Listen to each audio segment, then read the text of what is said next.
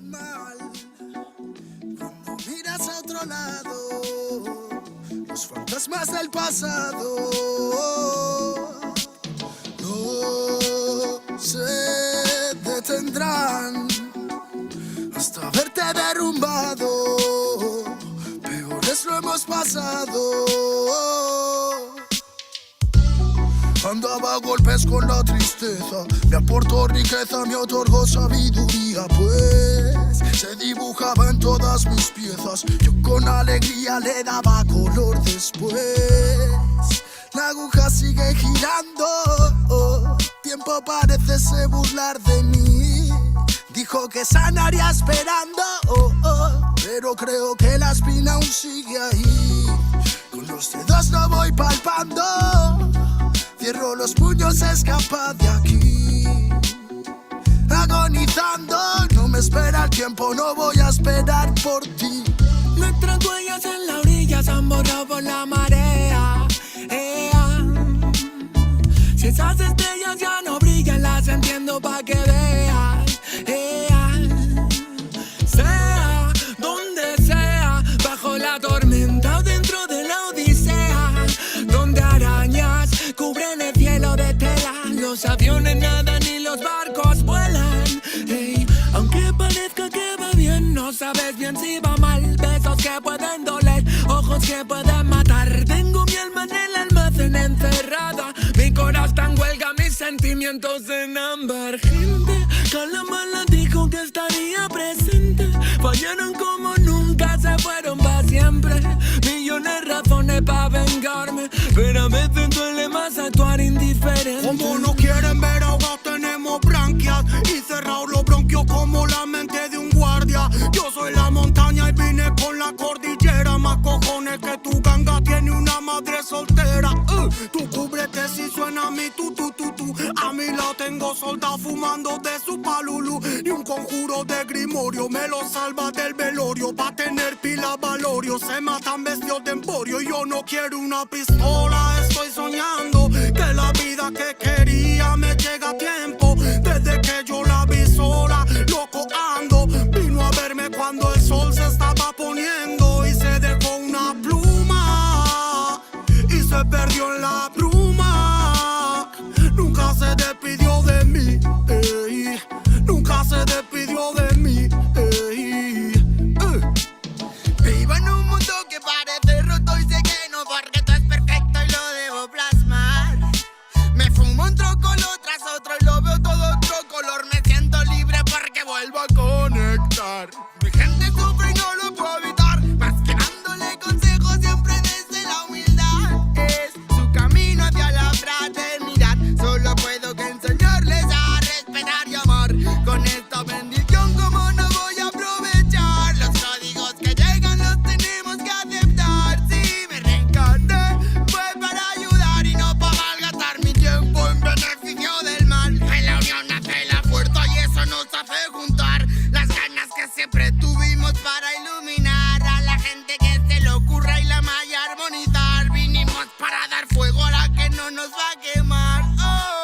Arda y por dentro la llama, no puedo contener la ras. Churruscao el corazón, el armazón no puede llegar a pesarme más. Si abro la boca, tu tumba al suelo, me muelo a diario y sobrado de gas. Escupo ristas perfectas, paladas de versos eternos, no mueren jamás.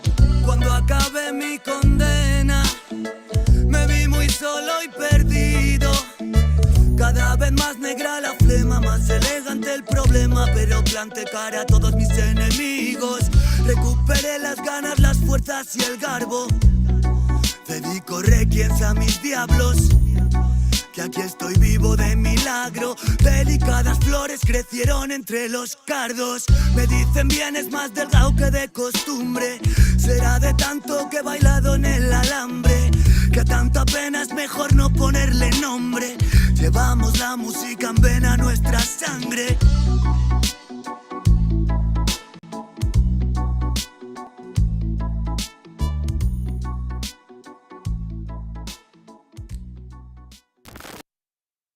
Declaraciones. Copyright disclaimer. This content does not belong to Bible Chronicles or claim this intellectual property. The content provided today has and always will belong to the content owner. Bible Chronicles does not have any affiliation with the owner of this property. As mentioned, Bible Chronicles did not intend to make use of any material for the purpose of harvesting gain. However, Title 17 of United States copyright law states material in use can only be done when it's for theological or general educational purposes, and thus Bible Chronicles believes that this principal material falls under fair use, which honors protection under Section 107 of the same U.S. copyright law. Isaiah chapter 58 and verse 1. Cry aloud, spare not, lift up thy voice like a trumpet, and show my people their transgressions, and the house of Jacob their sins.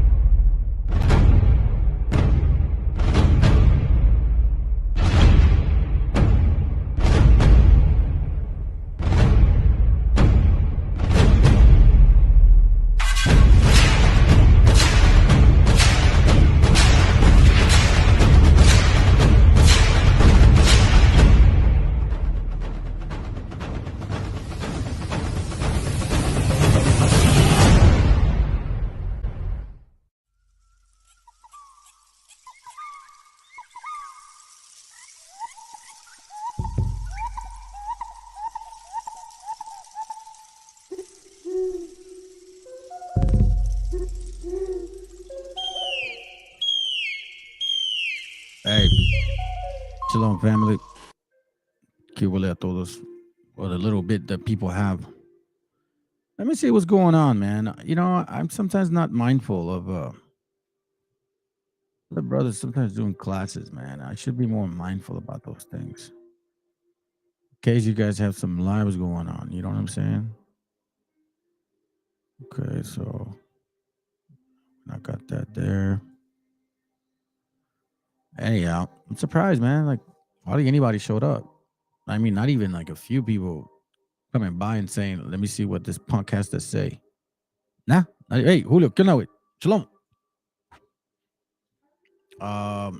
Anyhow, I guess just start we my pity pat or whatever. It doesn't matter. Let me turn on the camera.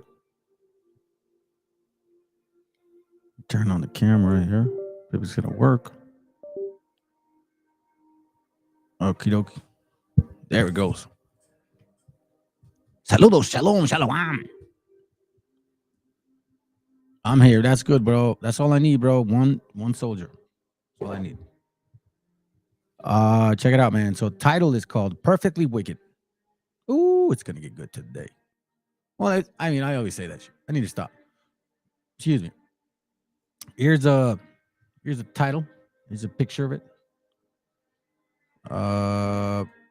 As you see, sometimes it's the Most High that. Oh, that's right. That's right. I did it. I can. Give me a second here. Go to projects. It goes right here. Because I did it from home. So it didn't. It downloads, obviously, to the computer at home. Let's see, what is this for? For complex ID. There you go. But I didn't obviously download it here. So let me download it now. perfectly wicked. Thumbnail 2023. Pretty simple. Oh, bro, don't start messing with me. First is a keyboard, now it's the mouse. So here's it is right here, family. Shalom. And hey, by the way, it's a new moon for me. So happy new moon. Or I guess and then obviously it would be Sabbath next week for me. So I've been my two like Sabbath yesterday and new moon today. So you know, happy new moon, happy Sabbath for you guys. And next week I'll be in, but the next month I'll be in sequence with you, with some of y'all that celebrate Sabbath on Friday and Saturday. All right. So check it out. Here's my point. Bam. There you go, right there. Perfectly wicked, because this is what it is, family. There's no denying this anymore. We understand now from history, and I know a lot of people don't want to say it. They say the white man. The white man did it. No. Let's be specific, because we have tribes here. You Khazarians, you Israeli, Sota, the ones that were created in 1948 to go to the land where Palestinians are. You Sephardic Jews, you Ashkenazi, it was mostly Sephardic at that time in 1492, who funded the slave trade. You guys funded the slave trade. The Rothschilds, all that money, all that gold, that's who you guys are. Okay. Eventually, time would bring me to your attention. Because I've said it in random classes that it was always awkward to me that Revelation 2:9 and 3:9 were so close. Revelation 2:9, it says, I know thy works and thy tribulations and poverty. I know thy works and tribulations, and poverty. So it says in Deuteronomy 28 that it shall come to pass, if thou wilt not hearken unto the voice of the Lord thy God, to observe and to do all his commandments as I command thee this day, that all these curses will come upon thee and overtake thee, right? I guess I know it by memory. So it said that in the Old Testament at the beginning. And here in Revelation at the end, it says, I know thy works and tribulations and poverty. So that means that we will not be rich, as in the material world, correct? Exactly. It says here, but thou art rich. Now, it says that those that are supposed to be going to be considering themselves people of the Most High, they will say that they're rich. They won't be in poverty. They won't be in tribulation at all. They'll have America as their supporting right arm. Okay? And let me read it. I know thy works and in tribulation. These are the works that we're establishing now. You're seeing the manifestation of thy works. Because as soon as you so-called mi gente indígena, you started seeing a shakeup. In the last 2 years, you have seen this go bam, fast. Unlike the last 20, 30, whatever these BHIs brought, it didn't matter. But now in the last 2 years, you have seen the increase of information and lifting up the skirts, finding out who people have done what they've done. Now Psalms 83 is coming to full fruition. Now we're not questioning who these so-called Canaanites are, or Edomites, or Ishmaelites, or Moabites. No. We know thy works. We know those that claim to be Jews and are not. I know thy works in tribulation and poverty, but thou art rich, because we have the heritage in our bloodline, in our spirit. I know the blasphemy of them, which say they are Jews. The blasphemy. Let's read up. Let's read the word blasphemy. Okay, blasphemy. Let's see. Blasphemy. Meaning. Oh man. The act or offense of speaking sacrilegiously about God or sacred things, profane talk, profanity. irreverence, swearing, cursing, impiety, impiousness, ungodliness, unholiness, desecration, disrespect, imprecation. What does that mean? A spoken curse. She hurled her implication at anyone who might be listening. Don't they do that in the street? With the people of the Bible? Y'all are going to be servants of us? You damn Mongols, aren't they saying that too? They're including us with the other nation, which they're part of, that we had something to do with this. Dirty word, swear word. So it says here, I know thy blasphemy of them, which say they are Jews and are not, but are the synagogues of Satan. So I'm like, okay, I know our people have a hard time listening or remembering things, but I don't think it has to be reminded to us in the second page in the following chapter. But apparently it does, because it tells these people, the brothers in the Church of Philadelphia, what a coincidence. If you really think about the irony of Philadelphia. You know what I'm saying? It says here, behold, Revelation 3:9, I will make them of the synagogue of Satan, which say they are Jews and are not, but do lie. You see, so now this is a different type of group. Behold, I will make them to come and worship before thy feet, and to know that I have loved thee. So to me, it tells me that these people will expose themselves by these actions here. I will make them to come and worship before thy feet. What nation of people do we see that is demanding people to kiss their feet? My bad. I guess you guys don't like reading your own book. I will make them to come and worship before thy feet. So here we have two particular examples that these people would say that they are the people of the scriptures, but they won't be in tribulation. They won't be in poverty, but they'll say that they're still the Jews. Okay? These people over here, they're also going to be part of this group. They say they are Jews and are not, but do lie, meaning that every chance that they'll get, they will lie in every single way. And these people will be worshiping before our feet. Now, are we worshiping before their feet? Well, I'll tell you what, when you created this 12-type chart, you basically said to these so-called Hispanics, shut your beaner ass up. You're a spick. You're a wetback. You're a silly dove. Silly dove. I want you guys to understand this. This is what BHIs, One West, Sakaris, GMSs. I don't know about GMS. I don't want to say that. But Sakari, okay, they do.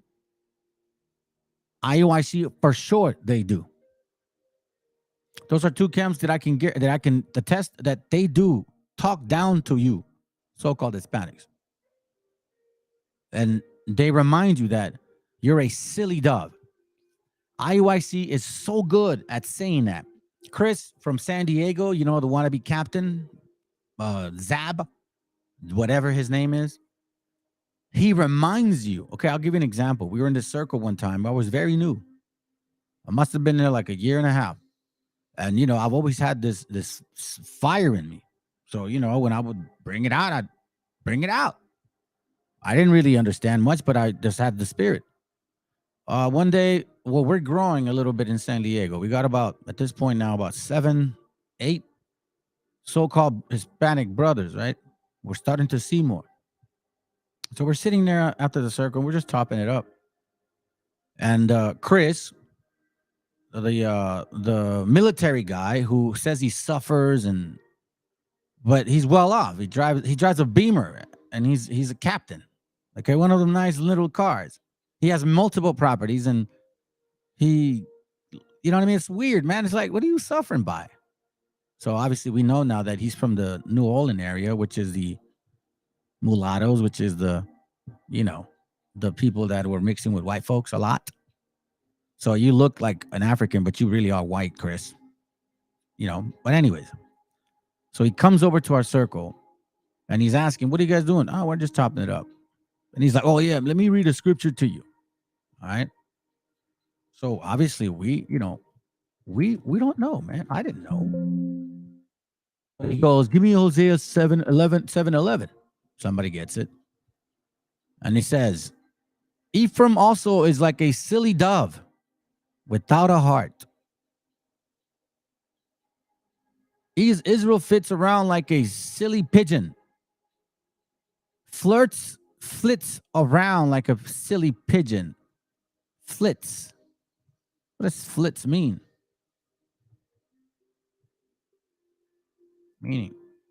Flits meaning move swiftly and lightly. Como pendejos, güey. That's what they're saying, like tontos, cabrón. It's okay. So he says Israel, but he goes in a circle and he reads this to us. Ephraim is also like a silly dove without a heart. They call to Egypt and they go to Assyria. So here, the West Africans that claim to be Jews and they're not, okay, they use this towards you so-called Hispanics. And this is what he did. He said, oh, well, listen, you guys are, I guess in a sense saying you guys are gathering together. Don't let it get to your head. Last time we had another group that was growing and this guy thought he could, leave with every Hispanic and, you know what I mean? Blah, blah, blah, blah, blah, blah. So he kind of like killed the spirit. Like, what the hell? We're new, bro. We didn't know any better. So at that point, it's again, this right here, reminding you guys, okay, you better respect them Negroes. That's what they say. You better put some respect on Judah. Behold, I will make them the synagogue of Satan, which say they are Jews and are not, but do lie in every way. Your Wabos, your Moors, your Kemet, your Africans, your Asians. Now you're saying you're India now. You're from India now.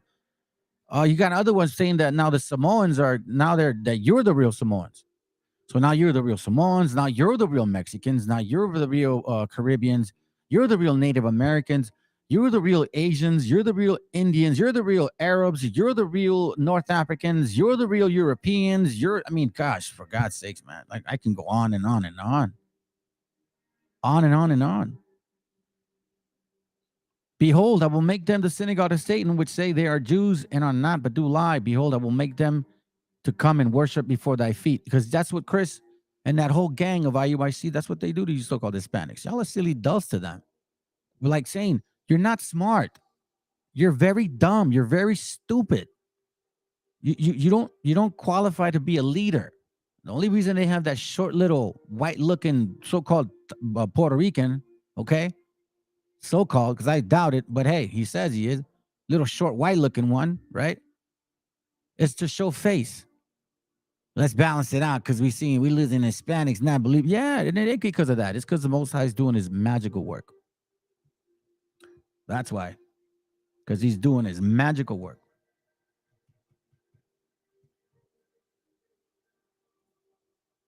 Let me show you something real quick. Let's get this laugh going. Let me get a laugh going. I'm going to jump into class real quick. I'm not going to talk too much crap. Have you tried? Shut your face. You talk when I talk, damn it. I'm just kidding. Wix or Squarespace? I'm just kidding. I hate commercials, family. Hold on a second. All right, so we're going to see the joke here. Just some jokes. It's habits, man. Let's enjoy it a little bit. You know what I'm saying? Well, I mean, new moon for me. Y'all understand what I'm talking about. All right, if they start flipping with this channel, I'll have to see like this. See what they just did. Oh my God, Jesus. Okay, cool. I already told you. I do not get. Okay, so let's listen in. Let's watch it in. All right, it's kind of funny, man. I'm looking at similarities. We're gonna build some similarities because the topic is important. So we're gonna go over some stuff today. All right, let's go.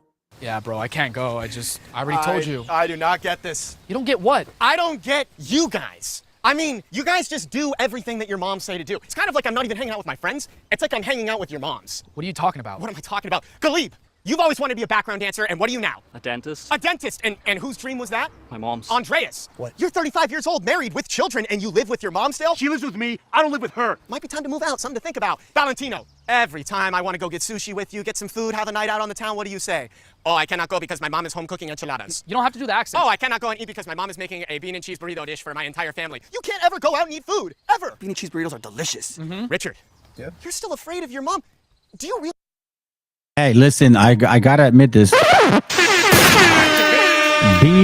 All you need is a ensalada, beans, a couple of sunny side up eggs, and a couple of tortillas, maybe 3. Some coffee con leche, or café con with a cinnamon. Shh, man. Y'all don't even know. Let's go. Realize how strong and powerful you are? You can easily overpower your mom physically. His mom is way stronger than you think. Let's move on from you. Anwar. Yeah? You couldn't even enjoy yourself on our trip to Cabo San Lucas because your mom was calling you 24/7 and you had to keep picking up the phone. That is not true. Who is that, Anwar? It's my mom. Don't you guys see?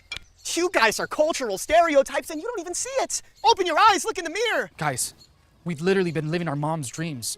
We've been doing what our moms want. I think it's time we regain our lives back and do what we want. Yes! I'm a grown man. Are you a grown man? Yeah, baby. Woo! That's what I'm talking about. Yes! Yeah, I think you're right. I have to follow my dream. I'm gonna be a dancer. Maybe take some classes first, but that's good. I'm moving out. Yeah! Yes! And I'm gonna start eating meatloaf. Enchiladas give me gas. Yes, that's what I'm talking about. Exactly! You know what I'm gonna do? I'm gonna block my mom. Yes! Yeah, baby. See, you don't need to be afraid of your moms.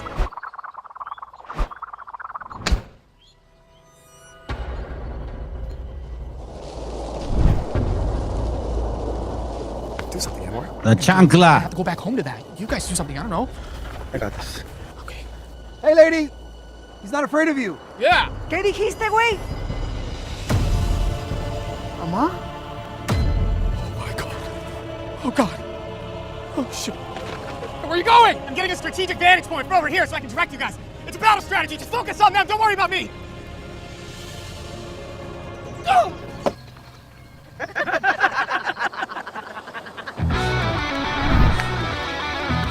What are they doing? Chip, chip! ¡Chancla! ¡Chinelas! ¡Chapal! ¡A tu cuerpo!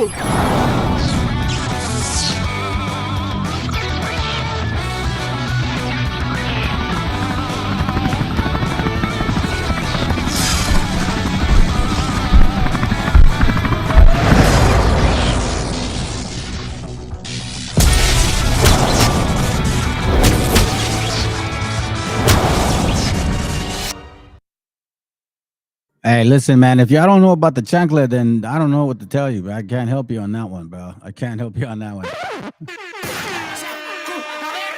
alguien me explique. Oh man, that I know what the chancla was like, bro. Oh my dear Jesus. Jesus Christ. I don't know if you guys know who I'm talking about when I mimic that brother. There's a brother on Facebook. I don't know if it's Facebook or not, or just Facebook, but he records himself and he's going through scriptures. I like his zeal, man. He may be off, but I like his zeal. Second Ezra, chapter 16, verse 40. Let's begin. It says, "O my people, hear my word. Make you ready to thy battle. And in those evils be even as pilgrims upon the earth." So it says, be ready. Be ready. Be ready. Like, for example, when it's time to go, it's time to go. All my people, hear my word. Make you ready to thy battle. And in those evils be even as pilgrims upon the earth. He that selleth, let him be as he that fleeth away. He that buyeth, as one that will lose. He that occupieth merchandise, as he that had no profit by it. See that? He that occupied merchandise, as he that no profit by it. And he that buildeth, as he that shall not dwell therein. So you got to keep in mind, the time will come. We're seeing some, which I believe some brothers of ours, that are pilgrims now. Once again, he that soweth, as if he should not reap. So, like all these things that, let's say, for example, we're trying to build, right? Each one of you guys. Act as if at any moment, if you lose it, it's no big deal. Also, he that planted the vineyard, as he that shall not gather the grapes. So, like, for example, don't look back. The time's going to come. Like right now, I tell my wife the whole time, like, listen, we're building these things, but if the time ends, it ends. And there's no regrets whatsoever about it. That's what it's talking about. They that marry, as they that shall not get no children. So have them, but know what potentially could happen. And they that marry not, as the widower.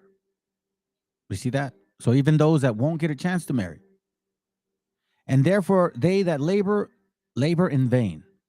So see? It's like, oh, I'm going to plant my future, and I hope the end of the world doesn't come because, I gained so much. It's all in vain, fam. At the end of the day. You see, we're not of this world. When you know how to govern when you get the ability to govern your spirit, the material world is not influential anymore. And it's easy to, for lack of better words, attain. Because it's not your God. For strangers shall reap their fruits and spoils their goods and spoil their goods. Overthrow their houses and take their children captives. For in captivity and famine shall they get children. You see this? For strangers shall reap their fruits.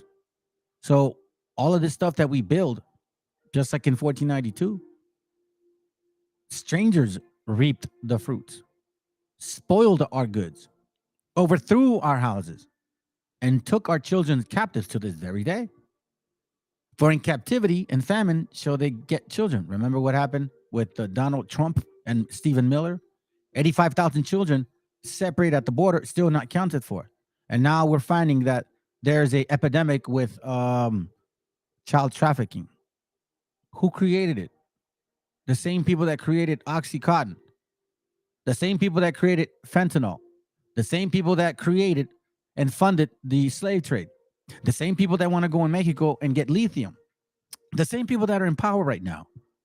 Yes, we're looking for those people, and we're going to talk about them today. And they that occupy their merchandise with robbery. And they that occupy their merchandise with robbery. The more they deck their cities, their houses, their possessions, and their own persons, the more will I be angry with them for their sins, say the Lord. Now transitions. Like as a whore envieth a right honest and virtuous woman, so shall the righteous hate iniquity. You see, perfect hate. That's what it means by Psalms 139. Not hating nations. It's hating iniquity. When she decked herself and shall accuse her to her face. When he cometh that shall defend him, that diligently searcheth out every sin upon the earth, which also means you, and calling them out for your brothers too. And therefore be ye not like thereunto, nor do the works thereof.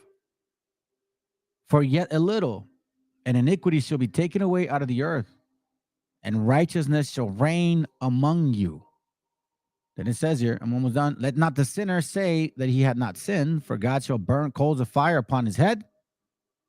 And I'll stop at verse 52, but I'll read it to finish it. Which shall would say it before the Lord God and his glory, and I have not sinned. But let me go to verse 52. For yet a little, and iniquity shall be taken away out of earth, and righteousness shall reign among you. Righteousness shall reign among you. Let me see if I can go to verse. We'll go to verse 61. It says, he made man and put his heart in the midst of his body and gave him breath, life, and understanding. Genesis 2:7. Yea, and the Spirit of the Almighty God, which made all things, and searcheth out all hidden things in the secrets of the earth, Surely he knoweth your inventions, and what ye think in your hearts, meaning your minds, even them that sin, and would hide their sin. Therefore had the Lord had the Lord exactly searched out all your works, and he will put you all to shame. Shame. I read that because we are going to tackle. I'll continue reading it before I go there. Verse 75. And the guide of them who keep my commandments and precepts, saith the Lord. Let not your sins weigh you down, and let not your iniquities lift up themselves. You see, in the days of atonement, will be unto them that are bound with their sins and covered with their iniquities, like as a field is covered with bushes, and the path thereof covered with thorns, that no man may travel through. Listen, family, this is important because we're at the time where it's really saying, man, you better start searching and seeking. You better start searching and seeking. Don't let those sins weigh you down. Contrary of that, get rid of them. Don't let them dwell within you, because we're at those times, family. If you look at what's going on right now, man, y'all should be very freaking afraid. I'm serious. You guys should be. One thing that I realized, fam, and again, this is my assumption. I don't know if it's true. You know, I'm not saying it's true, but in 1917, I've talked about the fumigation baths. Okay, in 1917, it was first exercised on us. Never mentioned, never questioned, never was it a repulsive conversation to like be like, hey, listen, y'all did this to it. No, it was always neglected. It was in history. Don't talk about it, you Mexicans. Forget about that bad stuff. Don't worry about it. Shut up. It's only 100 years ago. Just be quiet. Just be quiet. I don't want to talk about it. Oh, but let's remind you guys of the Eisenhower invasion or deportation, which is Operation Wetback, 40 years later, right? So they use the fumigation baths on us, and then a few years later, they so-called implemented over there in Germany, right? Now we're seeing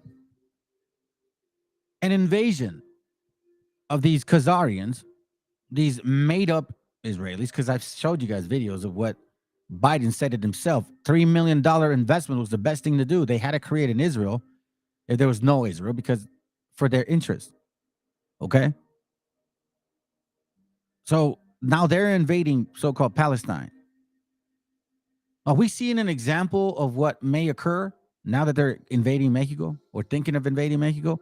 Because first thing, they practice on us to make that excuse, but those very same people now are applying this apartheid for many years, which has been going on here in this country. No, I mean, absolutely no consideration. It's always black and white. Hispanics, shut up. You guys are illegals. And the same thing is happening over there. Nobody said a damn thing of what was going on with them in Palestine at all. But apparently now people are. Now, I've been digging deep into like where we're from, and I've said it before, fam. We migrated from that area. So we have family there too, in case y'all don't know this. In case you guys don't know. I'm going to show you this real quick. This is an important article. I found it somewhere. I translated it. It's a translation. It's in Spanish originally, but I'm going to read it in English. The ancient truth, the conspiracy origin of the Star of David. It says here, the Star of David is not the real symbol of the true Jews. Now you may wonder why. The answer, hold on, let me a second. Let me change this real quick. This is actually, you guys may want to consider looking at this here. I'll put the link up. It's of a opinion, but we're going to get deep into who these people are. It's time that we expose you suckers. Y'all are the synagogues of Satan. And I know now for a fact that you are. I wanted to keep my mouth shut because I wasn't truly sure just yet, but the Most High has opened the door for me. It was never used in ancient history of our true heritage. The reason I'm not saying these words is because I'm starting to learn certain things, fam. So I'm very cautious now. Of our heritage, the Star of David has pagan origins, which is true. And for this very reason, the Eternal, the Most High, the Ancient of Days, always sends exiles for these very important reasons. The star we see on the Zionist flag is the same one used in the occult. Do you think it is impossible? I'm going to show you. Family, there's a lot of people that say 666, this, that, and this, and the third, and it's the number, and they calculate, and all of these and that. But I'm like, I noticed something, and I never really thought about it. So I don't get into that concept of, mathematics in the scriptures, right? I don't do that. I get it, feel like it's esoteric, Kabbalist, Talmud type, Zohar, all of that, Mishnah crap, right? So I stay away from it. But I noticed something about these numbers 666, and we're gonna see who that is right now. If it is, it is. I'm not saying I'm correct. First, let's go to the passage of the prophet Amos. Oh, did they offer me sacrifices and offerings in the desert for 40 years? Rather, they transported the tabernacle of Milcom and the image of Kiun, which is Moloch, the star that for you made a god. So let's read Amos 5:26, so you can see what we're talking about. Amos 5:26 says this: But have ye borne the tabernacle of your Moloch and Shuam your image, the star of your God, which ye made to yourselves, the star? What other star do you guys, or have we ever seen Israel used, or anybody that in this so-called understanding? You have ISUPK and you have Sakari who keep this star. What other star are we talking about? Don't be fools. Don't act stupid, yo. Come on. Okay? Then it says, the star that for you made God, will you take them captive beyond Damascus? Will you ask, what is the star that was worshipped anciently? Is really the star of the god Rephan. That exactly is a hexagon which forms a six-pointed star. And persecuted Stephen before dying, and martyrdom said, but you carried Malcolm's tabernacle and the star of God Renphan, images that you yourselves made to prostrate yourselves before they prostrate. Well, that's what it means, man. That's crazy. Stretch out with face on the ground, adoration, submission, completely overcome and lacking virtuality, willpower rise. You see that? Completely submitting yourselves, like how I was in a sense to alcohol. Alcohol turned me out. I'm not, it's not lying in that way, but I was alcohol's little bitch, man. I ain't lying. I was, until I finally was given the strength. And you know when this happened, fam? Oh, that's right. Hold on, I want to share those with you. Hold on, no. Let me. My wife, man, I appreciate you. I appreciate you, mama. So remember, Day of Atonement was last month, right? So to speak. Okay. I remember I told you guys that we fasted. Okay, now I went through my isms, and I had gone through my last spin before Day of Atonement, and I had done like 2 days, man. It was a weekend. It was something to that effect. And that's when I was just like, man, I can't do this. No, I need help, Father, blah, blah, blah, blah, blah. It was always difficult for me to fast. I'm not sure why. I mean, I know why. Lack of understanding. So anyways, I did a fast. I prepared for it, drank a lot of water, whatever, and I fasted for sure on Sabbath. I mean, on the Day of Atonement. My whole house fasted, okay? Now, all of us fasted, and several of us fasted for. Well, no, out of all 6, well, actually, I include my little baby girl. Also, out of us 5, 2 of them fasted 7 days. 4 of us, or 3 of us, fasted, I think, about 4 days. Never did it occur to me that after my fasting, my craving went away. And the scriptures talk about it. I'm telling you, family, man. You guys believe me? I don't care. It doesn't matter. Let me see. Through fasting, how's it go? Let's see, hold on a second. Fasting and prayer.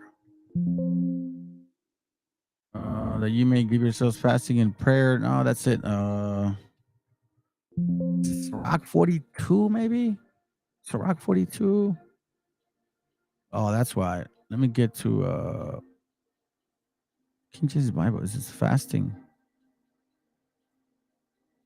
Give me a second, fam. Like, is this fasting? Man, which one is it? Well, do I have my Bible here? Hold on a second, fam.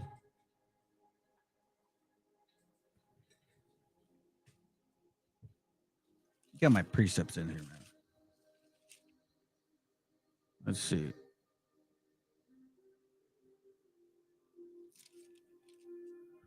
All right, let's see. Prayers at alms, no. This one's the one for fasting, man. There's a scripture, in case you guys can remember. In case you guys can remember, man. Yeah, bro. Hey, listen, it was amazing, my brother, bro. I appreciate you, bro. Hey, already I love your channel, man. Bring it out, homie. That shit is tight. It was amazing, man. This says here that some sins are only, you can only get rid of them through fasting and prayer. Fast and prayer, something to that effect. Fast and prayer, man. I wish. Here, let me use my phone. I gotta bring that out because I'm not lying, family. It's a beautiful thing. Fasting, prayer, and it has to be in Sirach.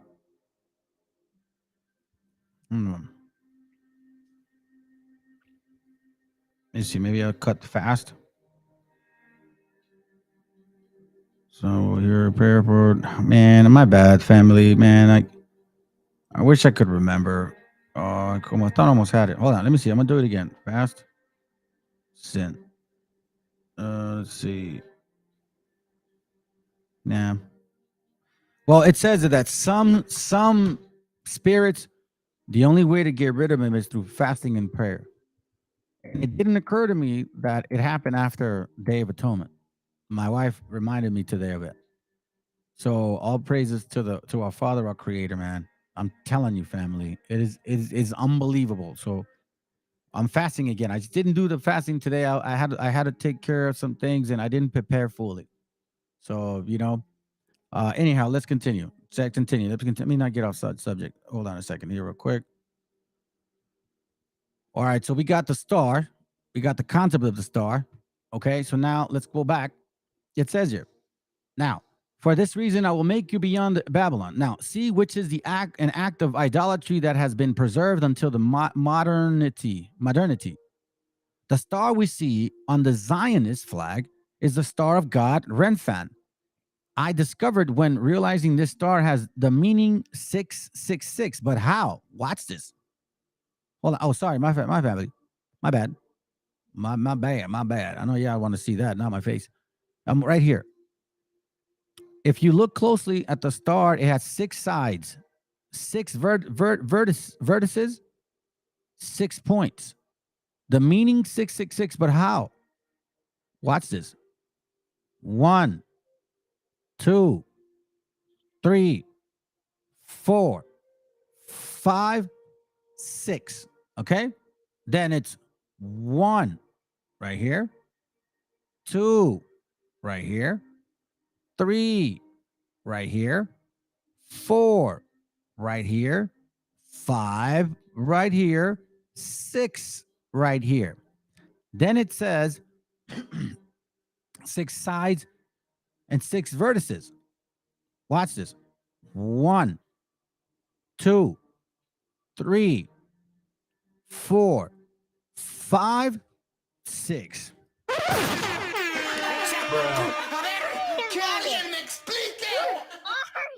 The same star is used by fortune tellers, true, magicians, true, and occultists for their science secret societies use it. This they say as a use it is as a portal to communicate with high-ranking portals and be able to have communication with that demonic status. I showed you guys the video the other day of how Matthew, the so-called Jewish, the African Jewish guy, who says that he's one of them, he used magic, Kabbalah magic. You see this? This is as they also use a, I don't know, this guy doesn't know how to type. As they also use as a symbol of protection against curses. This is a sign, God, man, which points to the secret societies being created by the flag Zionists. Sakari, ISUPK. The star was sent to the place Rothschild. The star was sent to place the Rothschild. They are those who finance Zionism since 1917. Whoa. The time where Mexico and America got into this whole, here, I'll show you right now. Watch this. The 1917 Mexico nationalizing their oil. Mexican oil expropriation. Constitution of 1719. You see, I'm not lying, family. I don't lie to y'all. Was the naturalization of all petroleum reserves, facilities, and foreign oil companies in Mexico on March 18th, 1938, in accordance with the article of the Constitution of 1719. The Constitution of Mexico, formerly the political constitution of the United Mexican States.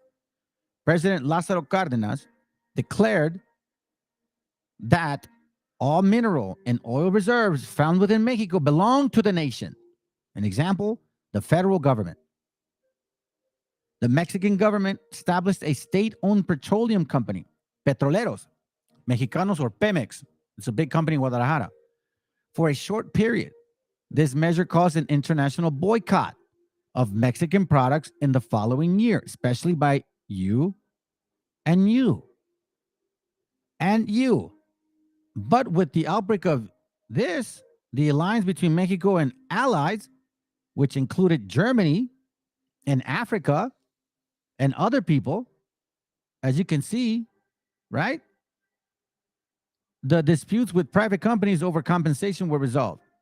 The anniversary, March 18th, is now a Mexican civic holiday. See, these are the things you guys don't know.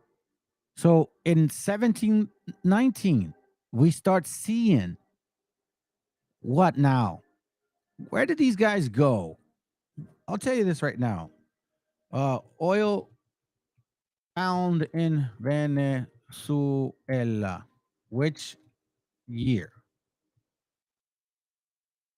Okay, so as you can see, oil was found in Venezuela. Okay? But what year? What year was it found? Matter of fact, watch this, okay? This is interesting. It gets even more interesting. Oil history in Venezuela. The presence of oil was known in Venezuela even before discovery of America in 1492. Back then, Indians were aware of the existence of hydrocarbon that appeared on the surface of their land. They used them for medicinal and illumination purposes. Whoa.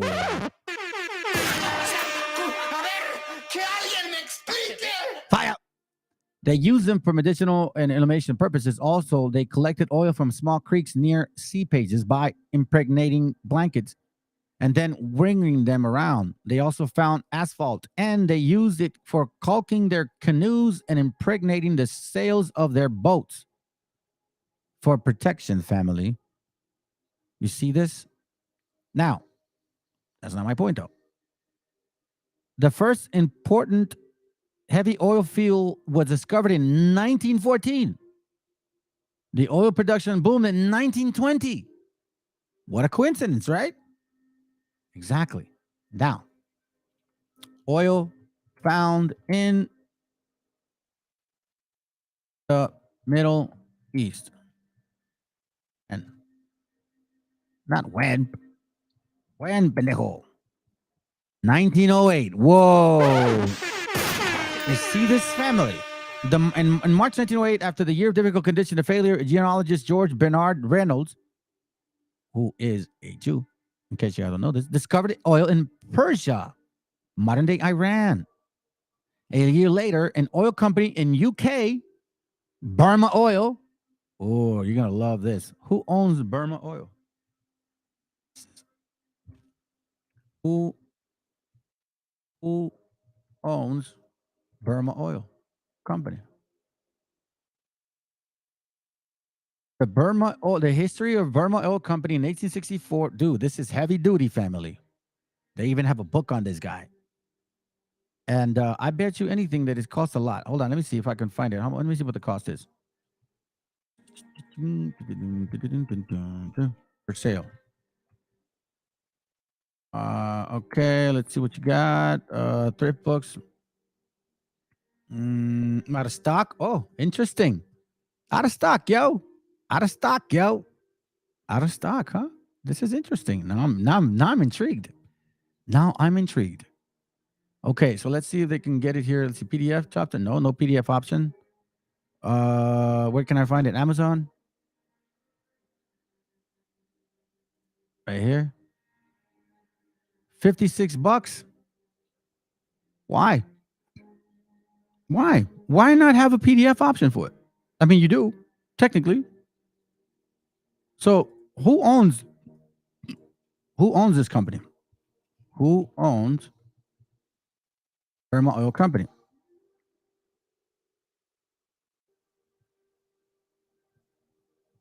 Hey, salon, brother. Experto 00.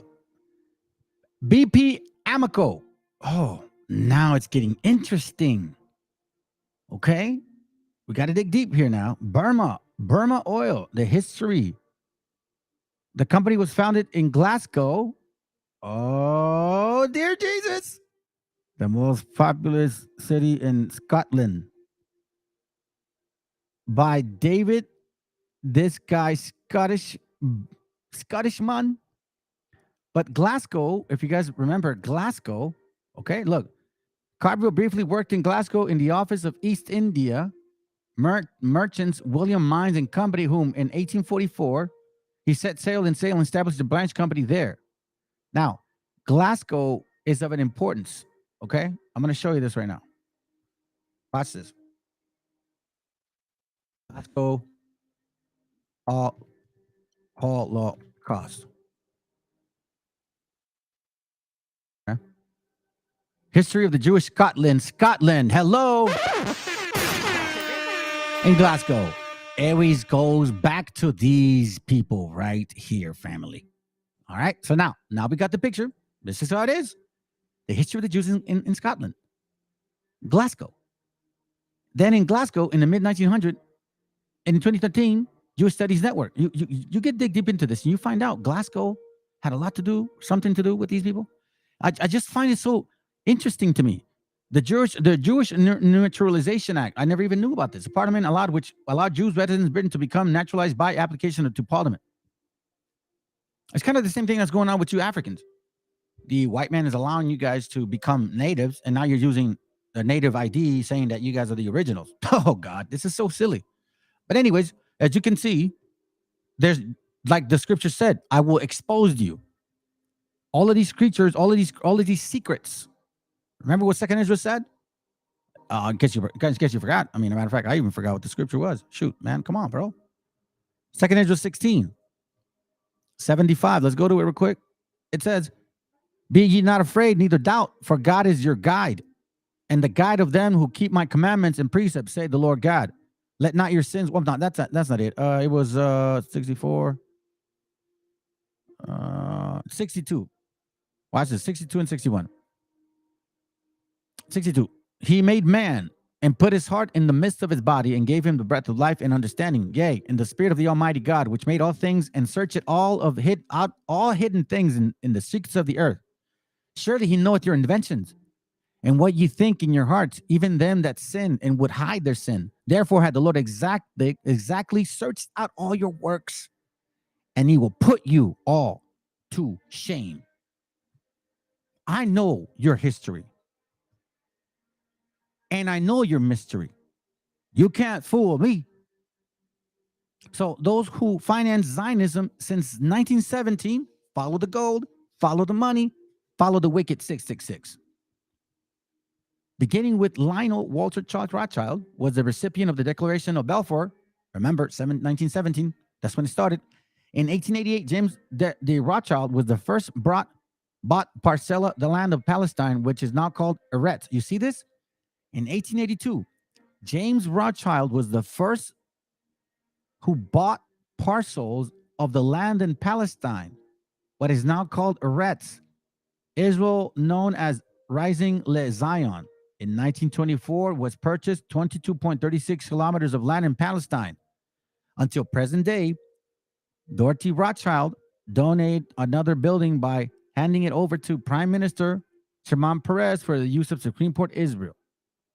How you can see the same star on the $1 bill? 6, 6, 6, 6, 6, 6. 1, 2, 3, 4, 5, 6. 1, 2, 3, 4, 5, 6. And then 1, 2, 3, 4, 5, 6. Hello? It's right in your face.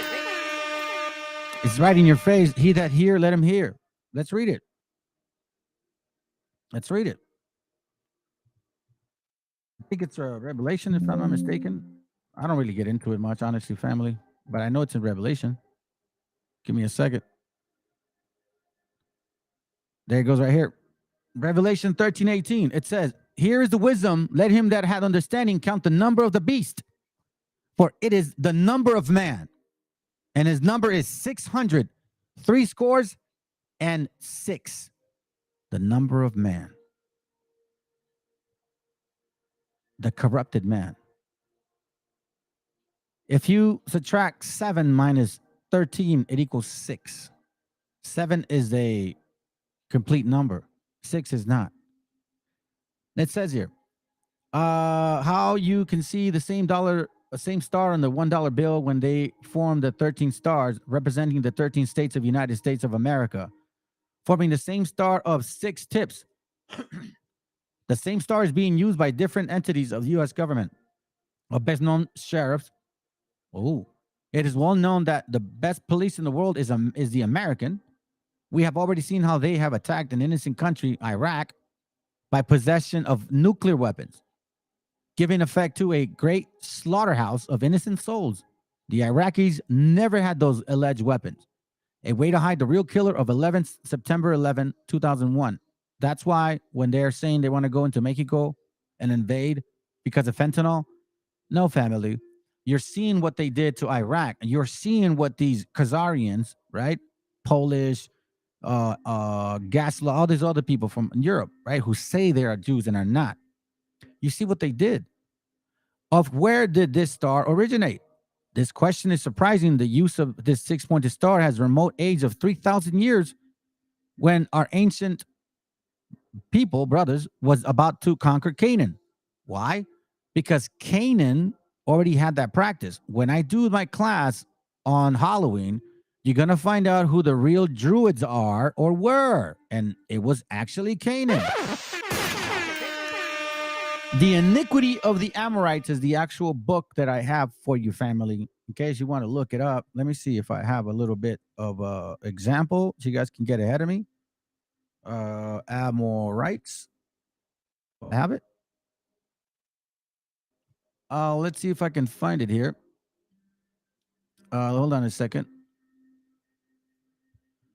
The Iniquity of the Amorites.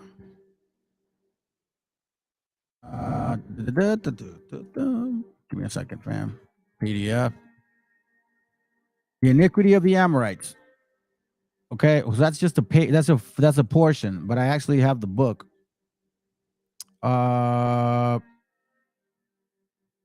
Oh, I got the book in my phone.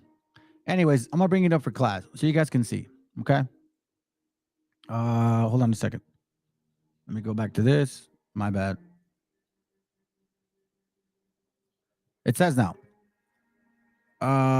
To conquer Canaan, they worshipped a golden calf. This idol possessed a star of 6 points.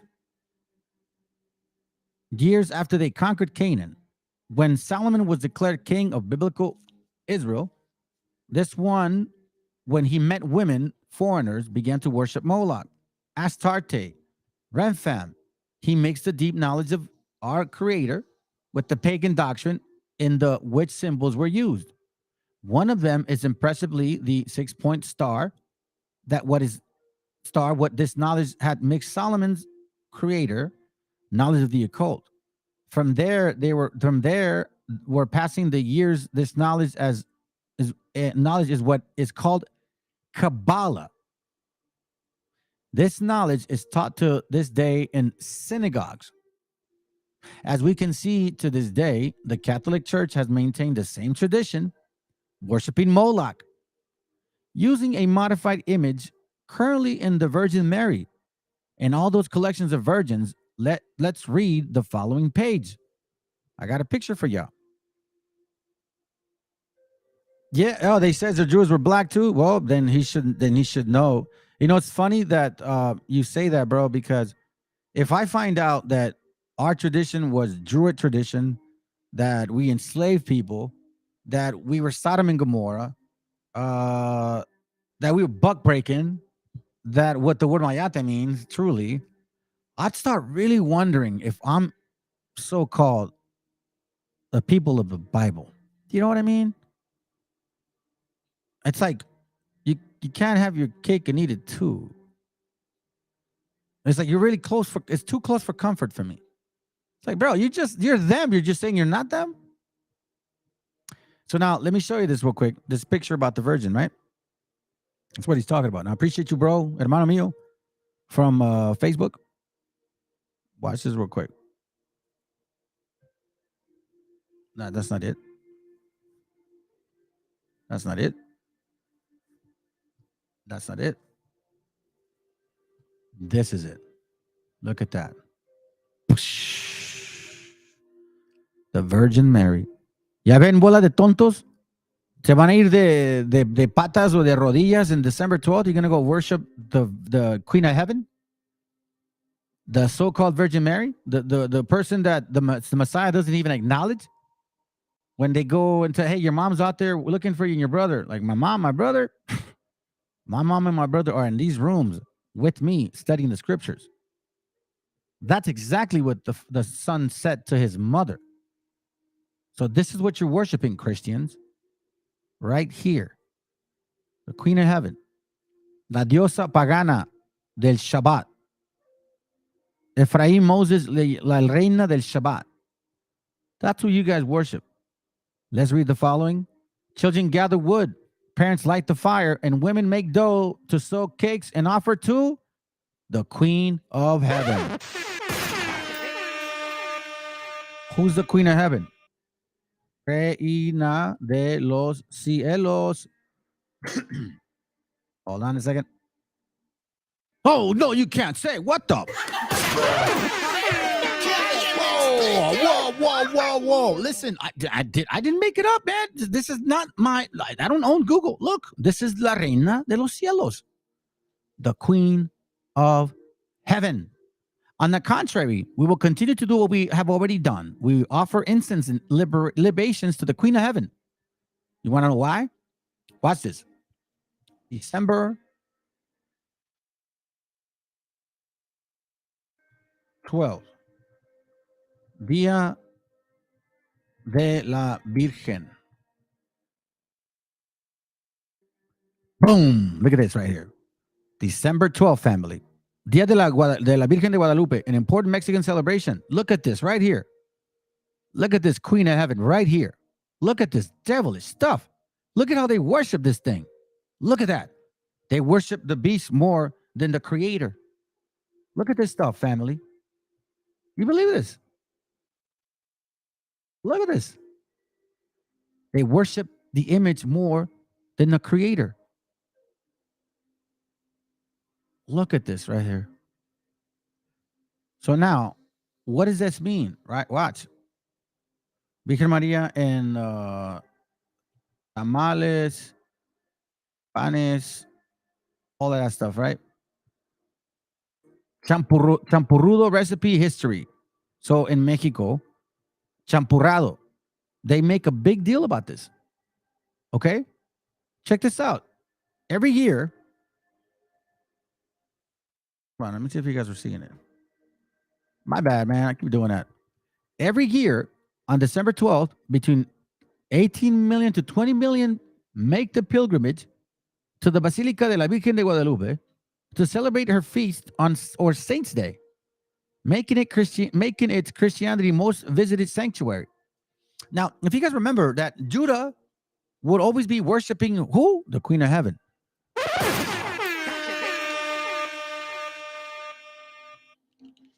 Judah would always worship the Queen of Heaven. It says here, thousands of Mexicans come from their pueblos to Mexico City, many on bicycles, riding through the night for long, dark, cold hours. Indigenous people, young and old, make up a significant number of those visiting the hilltop. The hilltop. Many walk or run from their villages, some barefoot, carrying torches and banners to show their devotion, and even ascended their stairs on their knees. Small Mexican boys are dressed in peasant clothing and are called Juan Dieguitos. Mustaches painted on their faces. On their tilmas, sort of panchos, the image of Guadalupe appears as she did on both Juan Diego. Let me show you something, okay? That is a freaking lie. So look, they do this, the cakes. They make cakes for the Queen of Heaven. See? Tamales, atole, rompope. Look at that, family. Look at that. Okay, so now, I'm going to show you this real quick. Watch. Watch this. Okay, so you guys don't really know. You guys think that, no, pero la Virgen María es cierto, güey. La Virgen María es cierto, güey. Esa es mi madrecita, cabrón. Es mi madrecita, güey. No hables así de ella, güey. Shut up. Paisa. I'm going to show you this something real quick. Let me show you something. Hey, what up, Nate? IUIC Nate the Snake. Look at it, bro. Nate, right here. I got a picture of you, bro. Reincarnation of Nate the Snake. All right, let's go. That used to be my setup, family. Before I moved, that's kind of my setup. Okay, in case y'all don't know, man. You don't know me, yo. I'm a research engine. Anybody want it? Y'all can come get it. If you really know what you're talking about, come prove me wrong.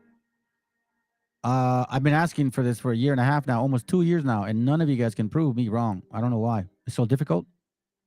I mean, if I'm the devil, if I'm lying, the truth shall prevail. But that's not true. See, look. Okay, so we see a lot of these things going on. But that's not the point. It's an older picture. I posted a lot of pictures, family. Just bear with me, okay? Let's see. Hold on a second. That whole thing about Juan Diego. Okay, I want to show you where it actually comes from. It is a Italian tradition. You see, that didn't happen to Juan Diego. It is a conspiracy. Like Willie Lynch. It never happened. It is not true. No. Mexicanos tontos, güey. Stop worshiping the Queen of Heaven. Te va a ir muy mal if you don't wake up. You see what I mean? The red, see? You see the suntan? You see the suntan? It's one of my sons when he was young. One of my daughters when she was young. Look at that. Red. Not black. Red. Copper. Anyways. It's not the point here. Let me get to this. I'll show you something. Be mindful. That's in the Bible. That's in our book. Hold on a second real quick. Man, it's been a long time. I've gone through all of these things. I know it's a little slow. I have a fast system, but Facebook sucks. Man, I hope that it's in here. That would suck if I take you guys through all of this and next thing you know, it's like, it's not even here. The hell? Chivato, eh? I really hope it's here. I'm pretty sure it is because it was one of the first things that I posted. Púrale, wait. Oh, here it goes. Oh, praise it to the Most High. The Most High. Okay, so this is what we know. This is what we know, right? This is what we know.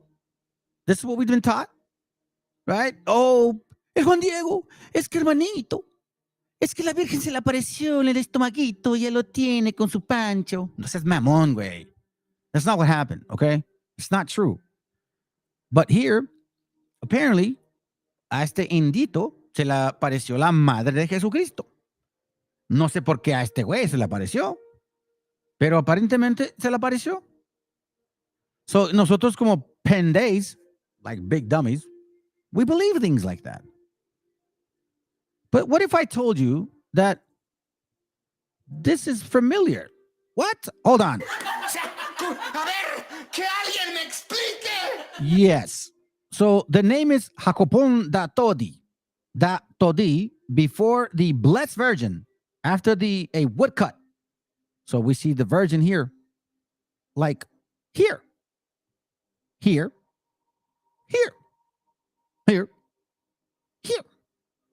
I'm just being funny.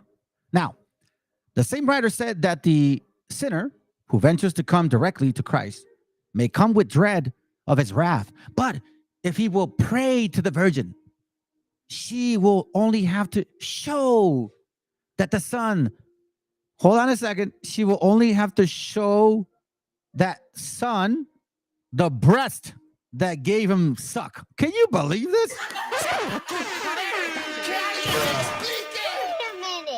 Yo, listen, that's very perverted. Okay, so apparently, like let's say, we're talking about me and my employee, my employee, whatever, I'm like mad at him. Oh, but my wrath, he's dreading my wrath. But if he talks to my mom, all my mom has to do is show me her titty. Oh my God, this is too funny, man. All she has to do is show me her titty. And his wrath will be immediately appeased. Are you serious? Gosh darn it. Such reasoning is in direct conflict with a scriptural example. Blessed is the womb that bear thee, a woman said to Jesus, and the paps that thou hast sucked. And he answered, yea, rather blessed are they that hear the word of God and keep it. Isaiah.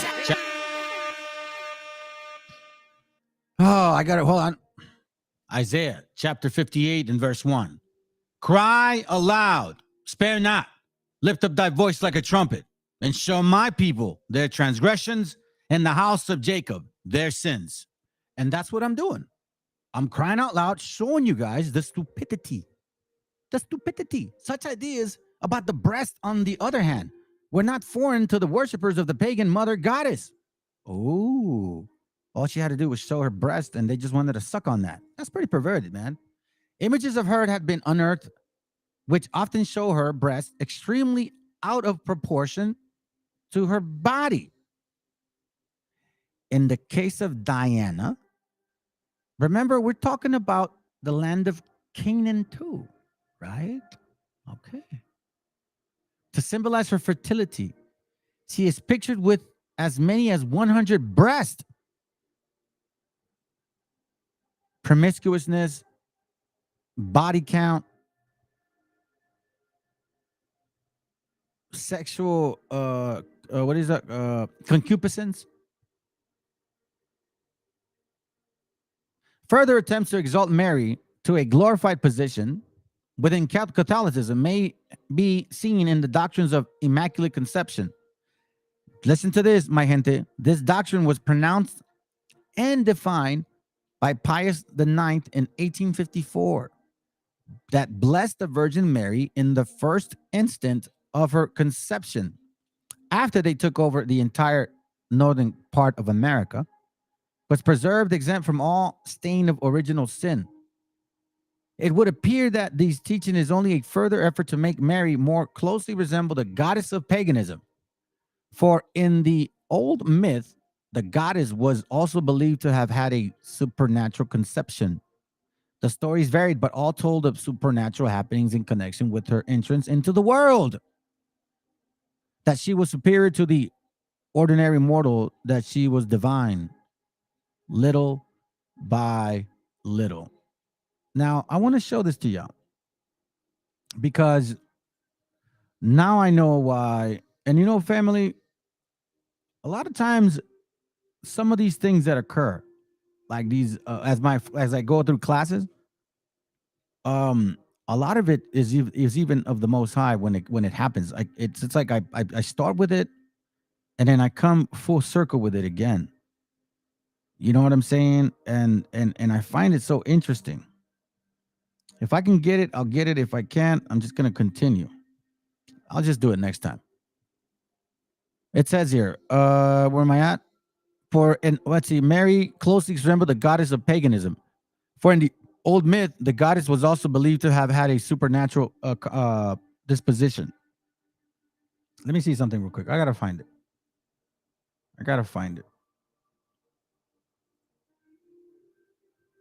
Give me a second. Where are you at? Right here. I share this with y'all. Right? This is what I'm not actually a worshiping. Remember? On the contrary, we will continue to do what we have already done. We offer incense and libations to the Queen of Heaven, as we have said.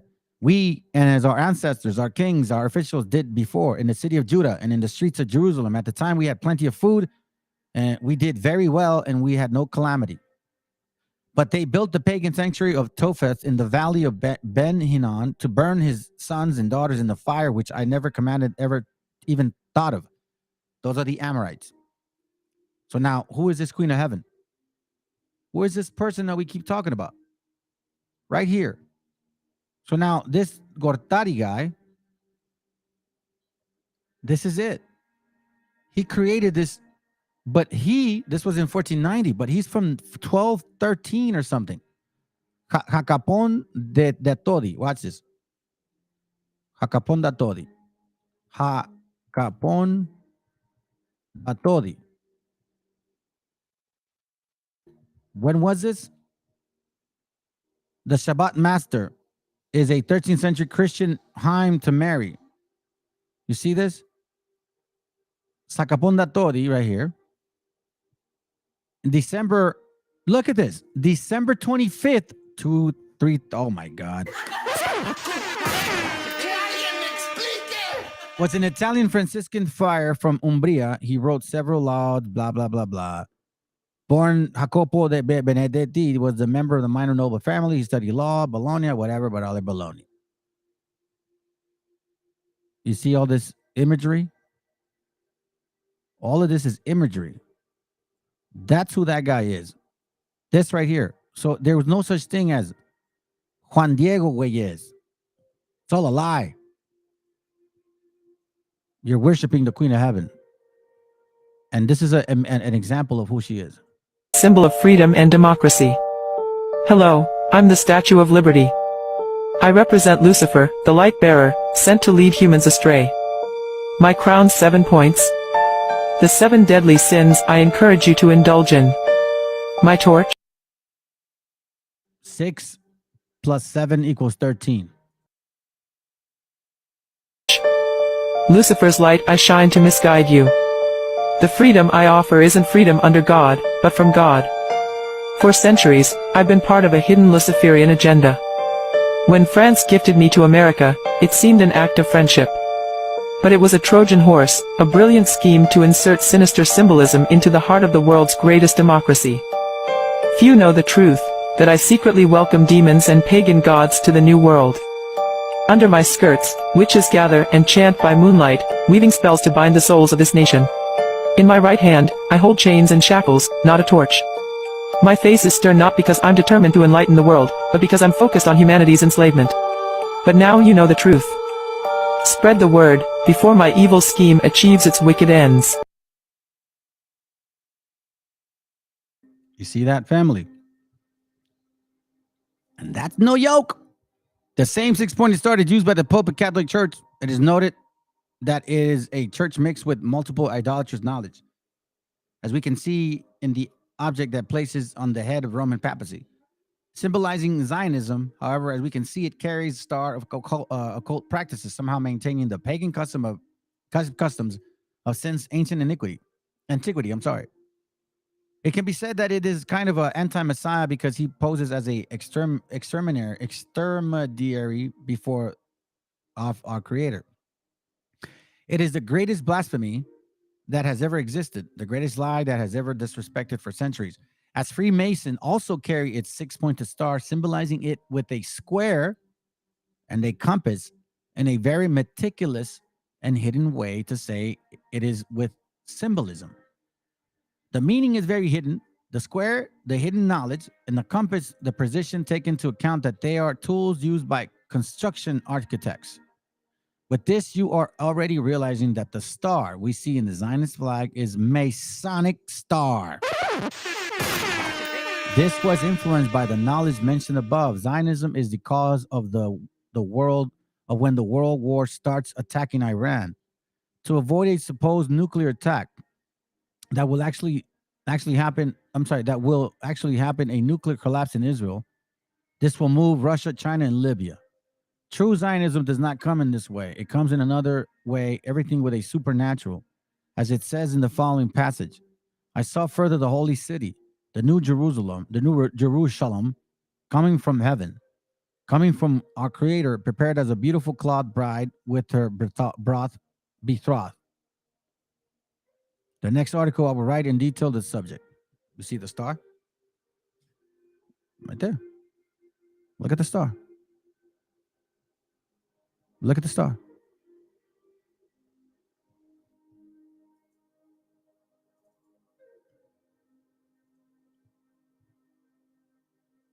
Masonic temple. That's a Masonic temple, fam. Look at that. Masonic temple.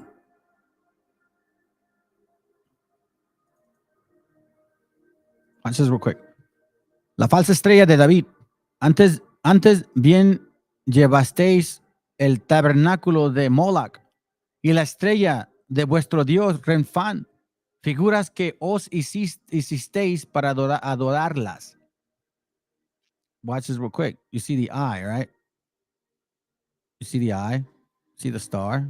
1, 2, 3, 4, 5, 6. See? 1, 2, 3, 4, 5, 6.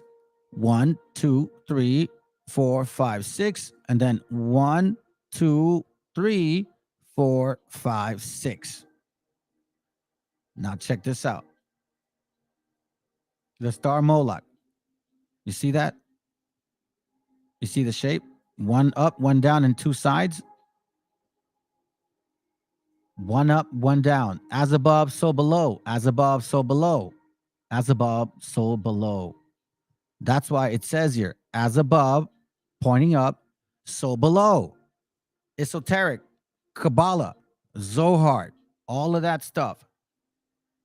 Okay? And then this one. Oh, I showed you guys that. And this right here.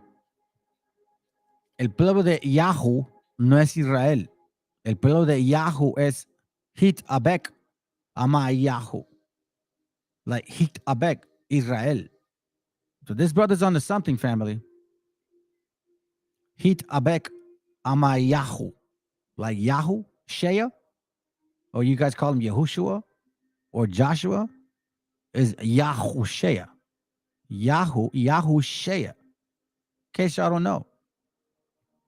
This is Paleo Hebrew. Not gibberish or Jiddish. Yahushua. I'll get into it more as time goes on, fam. Because well, I'll just say this. Look. What more can we tell you? Okay. So now, watch this. I'm going to show you this real quick. Some people don't like to bring this up, but it's facts. Let me close these windows because we don't necessarily need them. I mean, you guys already know what happens. The cake, the queen of heaven. You guys do fiestas, tamales, atoles. Look at this. Champurrado. Hey, yeah, wobbles. How come you guys don't know this? How come you guys don't know about this making atole or stuff like that with maize? You guys have no idea. Mexican atole. It's actually made with maize. How come you guys don't do it? Oh, that's right. Because you ain't the people of the book. I'm sorry, you're not Mexican. Oh, that's right. I don't know which one. Which one are you? Which ones are you not? Queen of Heaven, December 12th. I'm gonna keep this up because I'm interested in that book. Now let's go. The truth about the Talmud. Let's find out what they did, what they say. And I actually looked some of these up, and they're not lying in some cases. Talmudic doctrine: non-Jews are not human.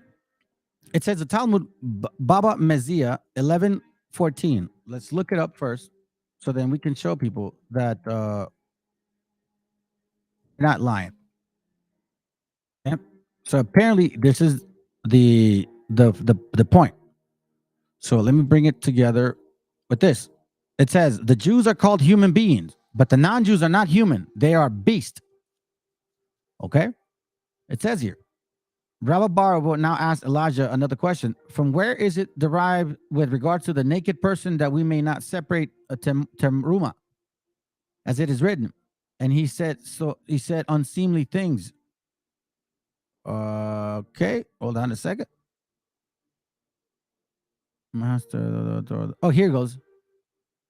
It is not the master priest. Hold on a second. Rabbi says that the graves of the Gentiles do not render one impure. It is stated, and you, my sheep, the sheep of my pasture, are man. Oh, there it goes. Watch this. The Amora proceeded to ask Elijah a different question and said to him, is not the master a priest? What is the reason that the master is standing in a cemetery? Elijah said to him, has the master not studied the Meshiacha order of the Teharat, as it is taught in the Bathrata? Rabbi Shimon ben Yahui says that the graves of the Gentiles do not render one impure, as it is stated, you, my sheep,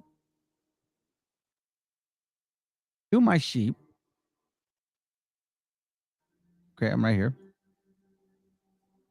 And you, my sheep, the sheep of my pasture are man, which teaches that you, an example, the Jewish people are called man, but Gentiles are not called man. You see that?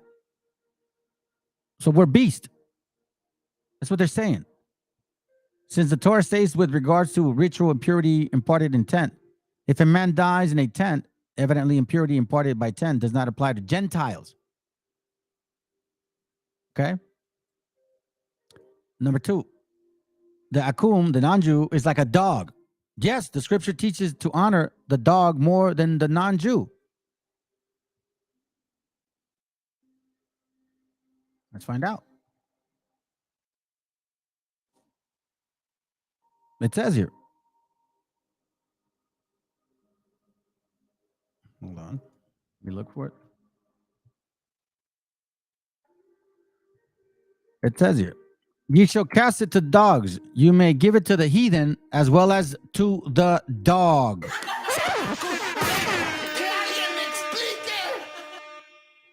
Or perhaps this is not so, but it is taken. It is to be taken literal. Scriptures, however, stated with regards to carrion, thou shalt give it to a stranger or sell it unto an alien. From which is followed by the conclusion, and this is why you have Bill Gates and all these people in power. They're giving you dog food. Man, maybe it's a good time to stop eating meat. But if this be so, what is the force of the scripture expressly saying to the dog? Is it to teach you that the dog is to be given preference in this respect? And scriptures tell you that at the same time that God does not withhold the reward due to any of his creatures. The dog is entitled to rewards because it is stated, but against the children of Israel shall no dog move its tongue. I mean, how else are you going to hear it? Yell at dogs to them. But they act like that's not true. Oh, poor us. Even though God created the non-Jew, there are still animals in human form. Okay? It is not. It is not becoming for a Jew to serve by an animal. It is not becoming for a Jew to be served by an animal. Therefore, he will be served by animals in human form. Really? Supposedly anti-Semitic lies. Is it truly saying that? Is this one of those that's not true? Even though God created non-Jew, they're still animals. Well, it says it's right here.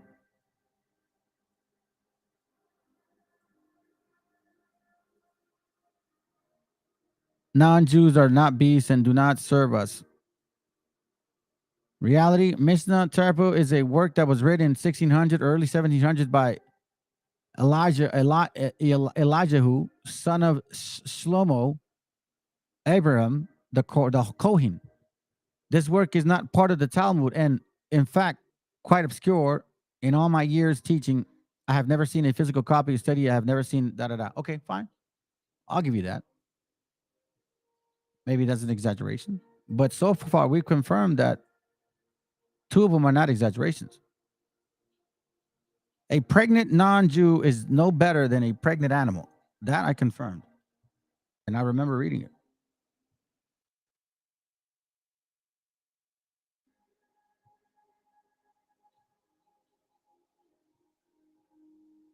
Where is it? Oh, in 405.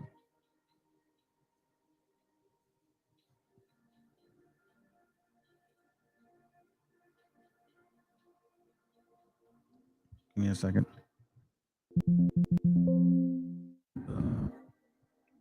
Okay. Let's continue. Not going to be complicated on this. The souls of non-Jews come from impure spirits and are called pigs.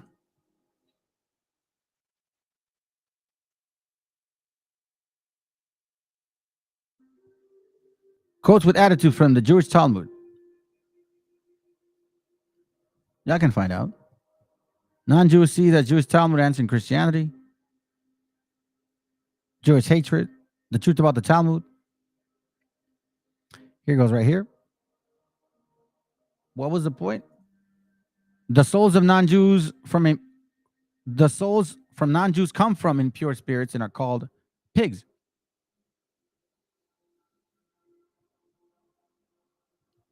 Let me see if I can find it.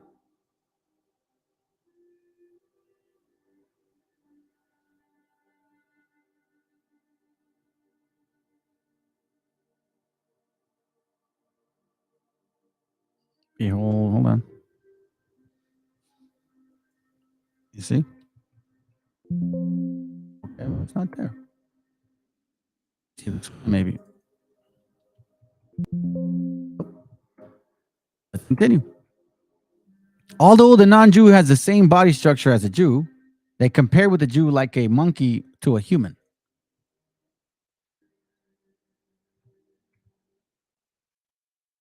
Compared to a monkey as a human.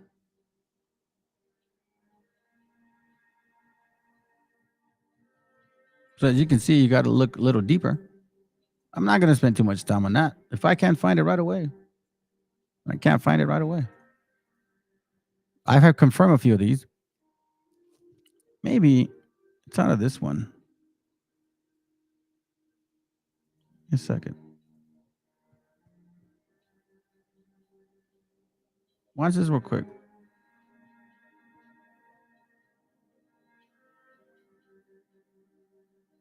I know, I read that already too. Yeah. Let's just go over it real quick. Sexual intercourse between Gentiles is like intercourse between animals. I did read this. I did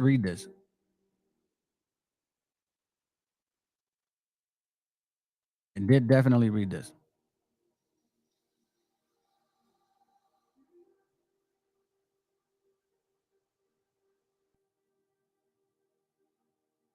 You see, it shall be sanctified among the children of Israel. What is the sound of the 9 Jews come Gentile present? Means verbal God name among the written. It is written, it shall be sanctified among the children of Israel.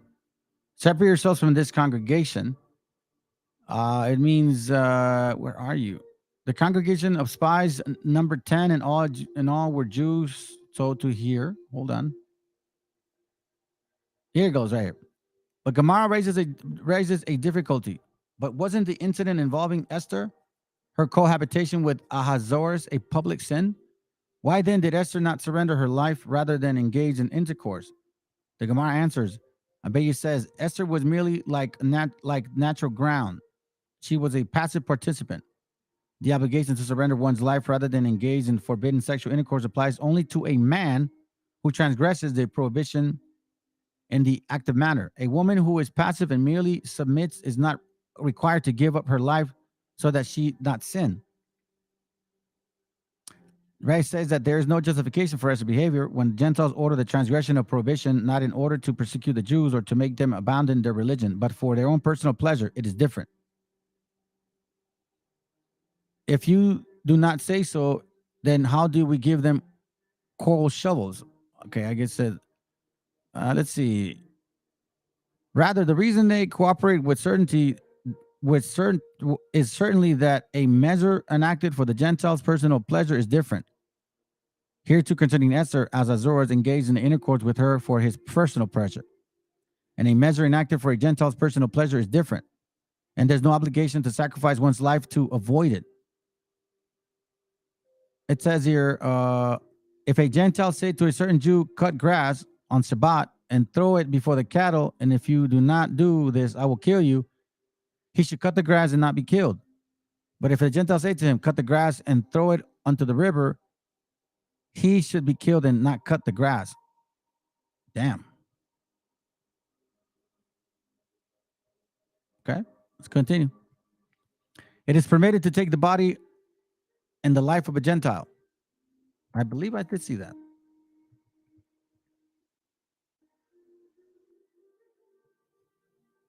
It's kind of hiding from me. I don't know why. Maybe this isn't the link.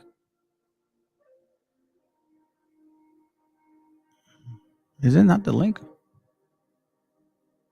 I had a few. Hold on a second. Let's see.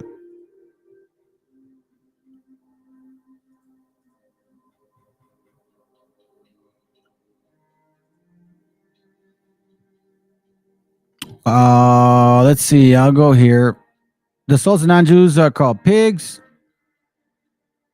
Let's see this. If a Jew has a non-Jewish servant and maid who dies, one should not express sympathy to the Jew. You should tell the Jew, God will replace, excuse me, your loss, just as if one of these animals had died. Damn. I mean, look at that.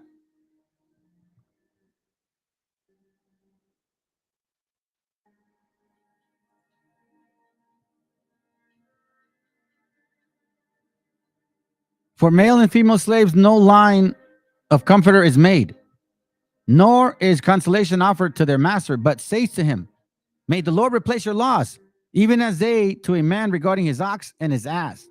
May the Lord replace your ox. Damn. That's what we are to them, family. The synagogues of Satan that say they are Jews and are not. It is the law to kill anyone who denies the Torah. The Christians belong to denying the one's Torah. I think I read this too. Or maybe it was a statement. One of the two.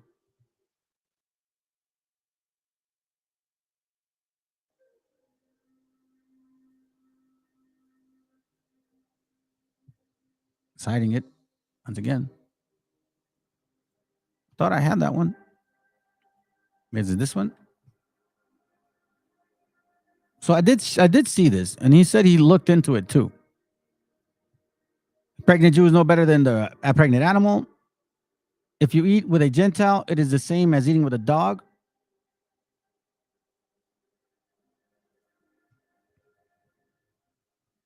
To him, as his erroneous marriage to his sister considered lynch. I don't know what that is. Let's see.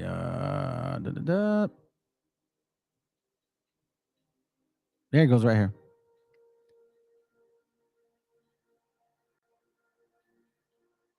No, that's not it. I'll try one more.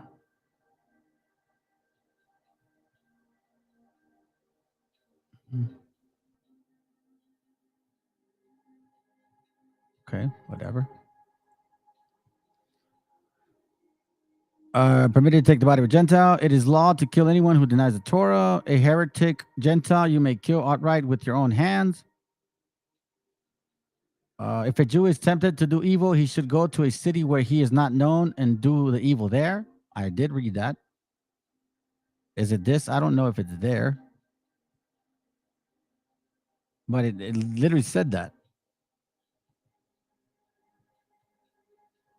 Teacher, student is not as I regard the teacher. There's no wisdom, understanding. Himself will regard no matter what should be done. I don't know why I can't find him now, fam. I should have done it. I should have done a better job for y'all. Gentile girls are in the state of Rithna, 5th month of birth. This is the one that talks about having sex with children. Watch this. This I did read. Let's see.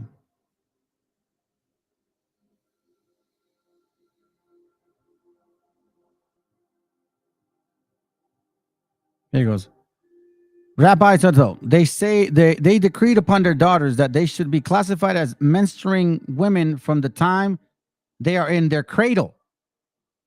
They decreed that from when they are young, Gentile women are always considered to be menstruating. The Gemara presents another opinion. Gentile bread, oil, wine, and daughters were all decreed upon due to concern that Jews might participate in idol worship with Gentiles as the result of intermingling with them. See this, family? So the moment our daughters are born, they look at them as menstrual women.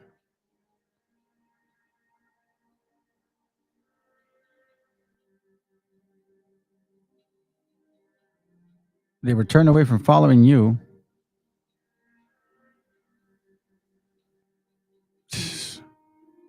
This is crazy. Where's the children one?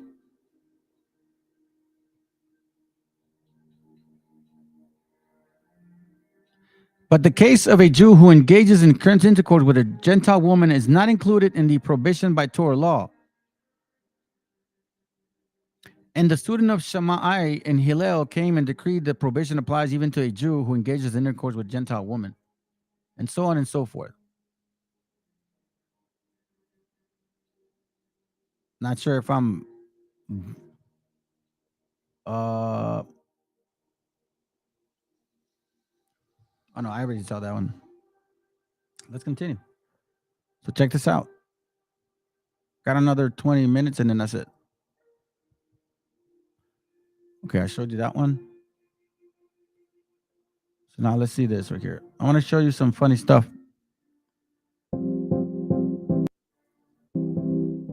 Live streaming can be tricky and sometimes trying to find. Well, Eugene. So now all of a sudden people are starting to find out. Yeah, bro, sick bastards, bro. Straight up sick. So now check this out. There's a correlation between us and them. Okay. That's why I never assumed anything like, oh, there's certain people are Ishmaelites. No, you can't say that. Let's listen in. All right. Watch this real quick. That's why, matter of fact, I should have sent you guys this picture. I didn't do it. I don't know why I didn't do it.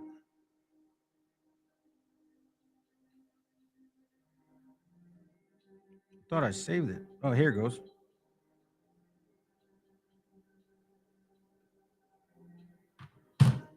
Okay. Watch this real quick.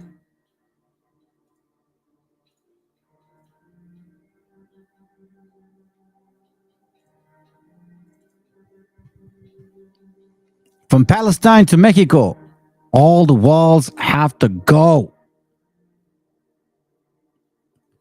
Let's listen in.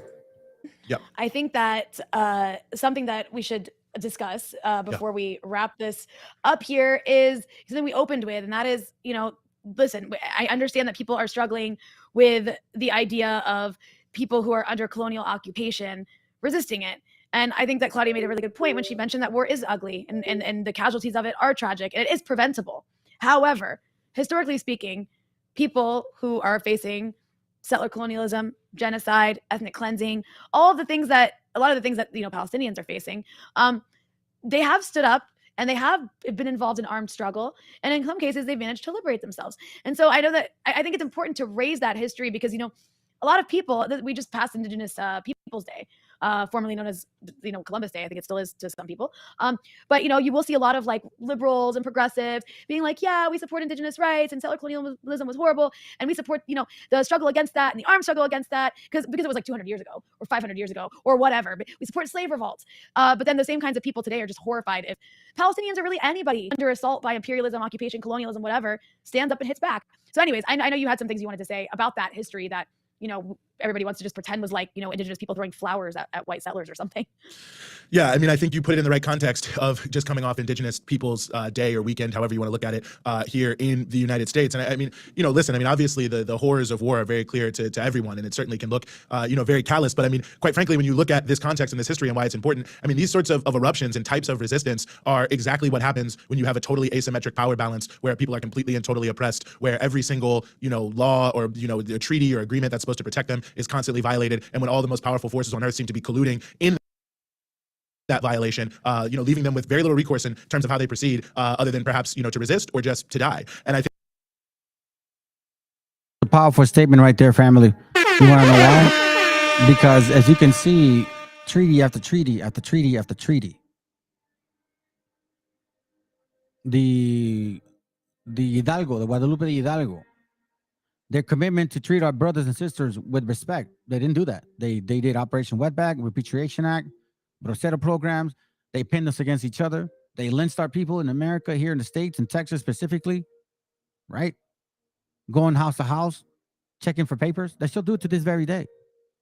When did they respect any of the so-called commitments that they said they were going to do? None of it. I think that when we look at the history of the indigenous peoples, this is something that becomes extraordinarily clear. And I would encourage people really to read the history. I mean, when you look at things like the Powhatan uprising in 1622, which happened in the area of Jamestown, where the Powhatan people whose land was being so heavily encroached upon, they actually started to realize, happened again in the 1640s, by the way, the so-called Third Anglo-Powhatan War, they started to realize, hey, wait. Well, let's correct some of y'all here, because it wasn't just white folks. It was also Africans. It was people like you, okay? It was both of y'all. Because at that time, there was a lot of swartiness going on here. And at that time, there was no such thing as color. It was just Europeans. That's it. The Christians were white. Europeans were black and white. Typically more Swazi. So it wasn't just Anglos. It was you guys too. Wait a second, these people are not actually here to be our friends. They're trying to take and to steal our land, and they will not leave. And every agreement we've made with them, they've broken. And in those cases, look at it, the Powhatans versus the English in the 1620s and the 1640s, they had no choice but to stand up and to fight back. And when you see what happened to them ultimately and how so many indigenous people were extinguished and genocided in this country, I think people look back and they say, well, yes, it makes sense. I mean, you should look at the Pueblo Revolt of 1680 and what's now New Mexico, where Pueblo people who were living under this brutal, theocratic Spanish conquistador imposed, reality, where their communities are being totally and completely destroyed, their culture is being eviscerated just before that revolt, a number of their traditions. Again, I want to remind you that the Spaniards, we have material and books that say that where the Spaniards moved next to us natives, the people that were causing more problems were their African servants. They were going into our homes, stealing and violating, and it still happens. So I appreciate you being a reporter, but at the same time, y'all ignoring your history. So I'm not going to sugarcoat shit for y'all. You are them, and you helped them, and now you want to separate yourselves from them. So no. We're going to call it spade a spade. Stop trying to say only Anglo. This history was beginning with you guys.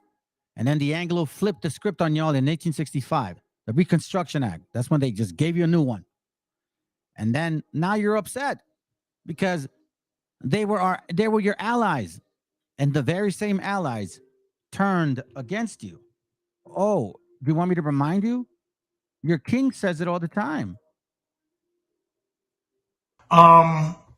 They forced us to convert to Christianity, this new form of Christianity, wherein they were God, they were Christ.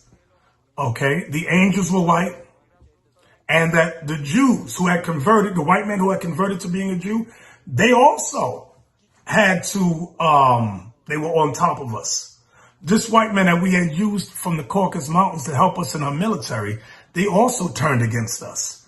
Never trust your enemies, brothers and sisters. We said, but these are our allies. We said, but these are our allies. We said, but these are our allies. We said, but these are our allies. And the very same allies turned against us. So again, Can't fool me, damn demon. Traditional religious leaders just hanged and executed for not being on board with the Catholic theocratic realities. And those people rose up in what is now New Mexico. And yes, they killed many people. And many of them fall into, the case of what we would call civilians. But they also evicted the Spanish from this area for 50 years to protect their cultural heritage and practices that people were coming to destroy in every possible way and to destroy them along with it if they did not fall in line. And sometimes even when they did fall in line. You look at the Yamasee uprising of Native Americans as well. But you can also look, as you mentioned, at Nat Turner's rebellion. I mean, I think Nat Turner has rightfully become almost the reference point for slave rebellions here in the United States of America because, what some have deemed the Turner cataclysm was so shocking to slave owners that and on purpose, because he said they did it to try to strike fear into the hearts of the slave owners. They killed over 50 people. Killed them, which is why every uprising of indigenous peoples in America was then subsequently used by the settlers themselves to increase their level of violence by saying, look at how, these people are so savage and so barbarous. The same thing with the slave uprisings that we saw over and over and over again. The Haitian Revolution is another great example of that. Yeah. You're going to eventually bring your own color scheme.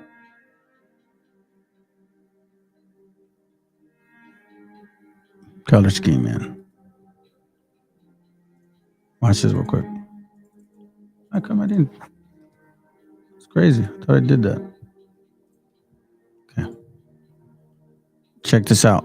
Do you like having a P.O. box but are tired of wasting time and money driving to the post office? Let's listen to this guy. Okay. He is a so-called Jewish man. But he has an important message. Let's listen in.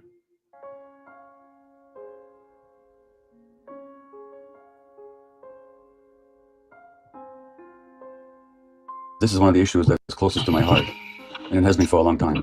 So, my history, I don't know to repeat it, but I'm personally a Holocaust survivor as an infant. I barely survived. My grandparents were killed in Auschwitz, and most of my extended family was killed. That's my personal background. I grew up ashamed of my Jewishness. In Hungary, after the war, I was still bullied for being Jewish. And I remember one of my friends coming to my rescue once saying, leave him alone, it's not his fault that he's Jewish. It's a fault, but it's not his fault. This was the defense. So I grew up with that.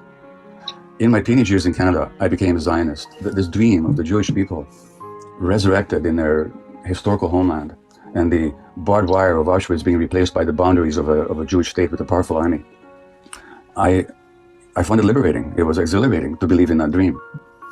And I absorbed all that perspective and all that point of view, and I really believed in it.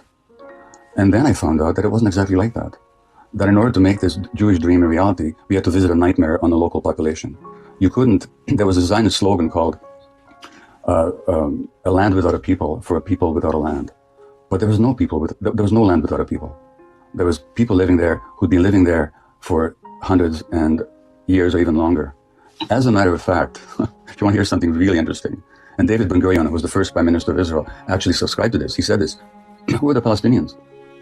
Because the Jews in Roman times, all of them never left Palestine. Many of them stayed there. And some of them, hundreds of years later, converted to Islam. So guess what the Palestinians are? In some ways, they might be descendants of ancient Jews. Islam. So guess what the Palestinians are?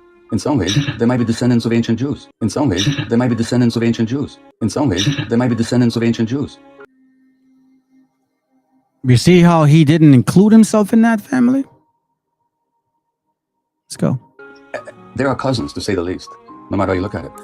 And there's no way you could have ever created a Jewish state without oppressing and expelling the local population, which is what they did in 1947, beginning in 1947, and first of all with British Empire protection, but they did this, and then in 1948, Jewish Israeli historians, have shown without a doubt that the expulsion of the Palestinians was persistent, it was pervasive, it was cruel, it was murderous, and with deliberate attempt. So that's what's called the Nakba in Arabic, the disaster or the catastrophe. Now in Canada, there's a law that you cannot deny the Holocaust. I don't believe in such laws, by the way. But in Israel, you're not allowed to mention the Nakba, even though it was at the very basis of the foundation of the state. So it's weird. You can't say it, even though it's the very basis of the foundation. Let's go. So once I became aware of all this, I was, okay, well, yeah, we created this beautiful dream, but we imposed a nightmare on somebody else. And then I visited the occupied territories, Russell, during the first Intifada. I cried every day for 2 weeks at what I saw. The brutality of the occupation, the petty harassment, the murderousness of it, the burning down of Palestinian, or cutting down of Palestinian olive groves, the denial of water rights, the humiliations. And this went on, and it's much worse now than it was then. So this is the background. And it couldn't have been in any other way. Because again, you couldn't have created that exclusive Jewish state without oppressing or expelling the local population. Created, right?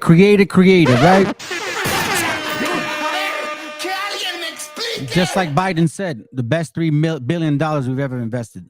It's the longest ethnic cleansing operation in the 20th and 21st centuries. It's still going on. And who are these people in Gaza? Now you have to go to Gaza. You have to go there to really appreciate it. It's a small area where there are these multiple hundreds of thousands of people. Who are those people? The direct children or grandchildren of the people that were expelled from Israel, or what is not Israel. Now here's the outrage. And I'd like your Zionist friend in the States to tell me this. I, as a Jew, I could land in Tel Aviv tomorrow and demand citizenship under the law of the right of return. But my Palestinian friend in Vancouver, Hana Kawas, who was born in Jerusalem, can't even visit. So what sense does it? No, so who's Gaza? This desperate, blockaded, let me stop again. Am I talking too long about this? I'm sorry.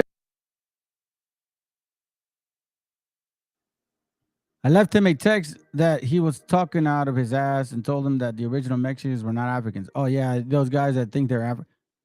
They love y'all, bro. You should laugh at that, bro. It should. You know what? Honestly, let's talk about this for a second. Okay, I'm going to pause this for a second. You guys should not be offended whatsoever. You should love the fact that they want everything about you. They want our women.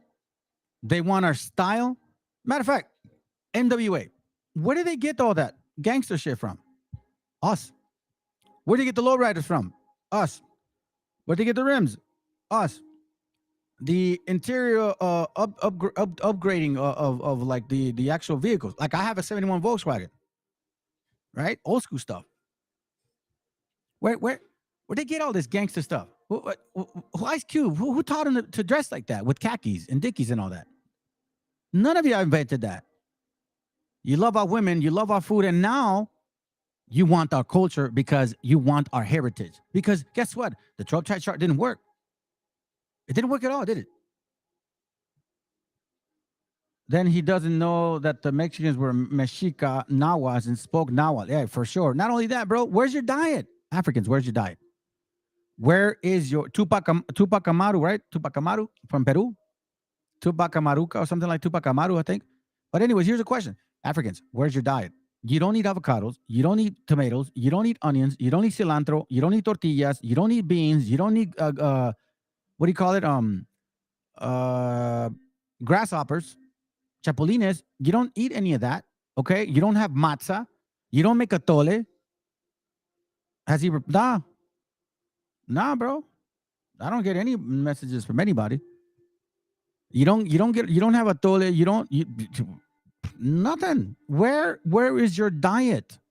No, y'all, without the scriptures, you guys would be eating chitlins, collard greens, cornbread, which I think is so nasty. Potatoes, what is it called? Cheese, noodle, what do you call it? Mac and cheese. But that's all Anglo food. Are you telling me that us so-called Mexicans took that diet from you? Like we literally stripped you off your own diet?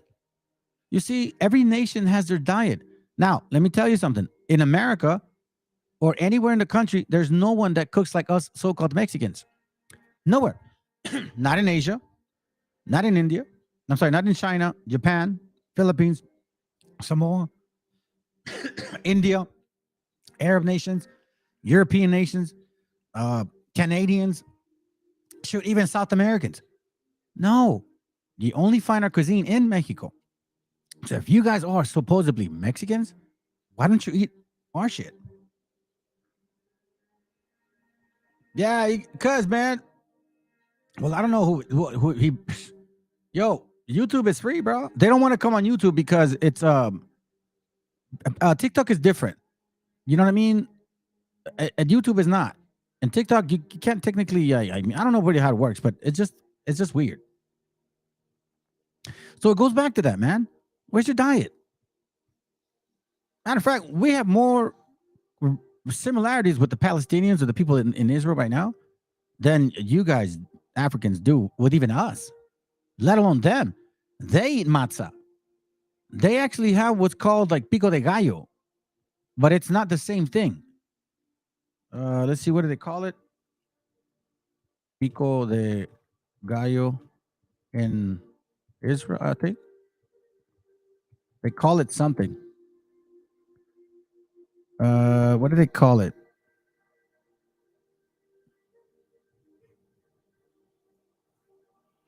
Matzah with tomatoes,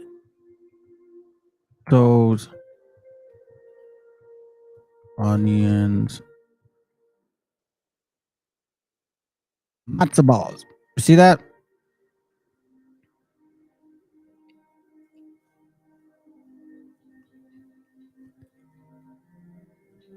They don't use cilantro, even though they're using it here. But they're very similarities, very similar. So I ask you, Africans, where'd you diet? If blacks were Mexicans, they would be the majority of Mexico. They're not at all. We kept them fools out of there. This is so important to me, and I know so much about it that I don't even know where to stop. So then you have these miserable people packed into this horrible, people call it the world's largest outdoor prison, which is what it is. Incredible poverty, 50% unemployment. Now Hamas is an Islamic organization that was originally encouraged by Israel and supported by Israel as a counterweight to the secular Palestine Liberation Organization, which Israel didn't want to deal with. And given those conditions, of course people will go for extremist leadership. That's what people do when they're miserable and hopeless and deprived of any possibility whatsoever. You don't have to support Hamas policies to stand up for Palestinian rights. That's a complete falsity. But there were free elections in Gaza, monitored by international community. They were declared to be the freest elections ever held in the Arab world. And Hamas happened to win. And when Hamas won that election, Israel and the United States immediately organized their military coup against them. A coup d'etat.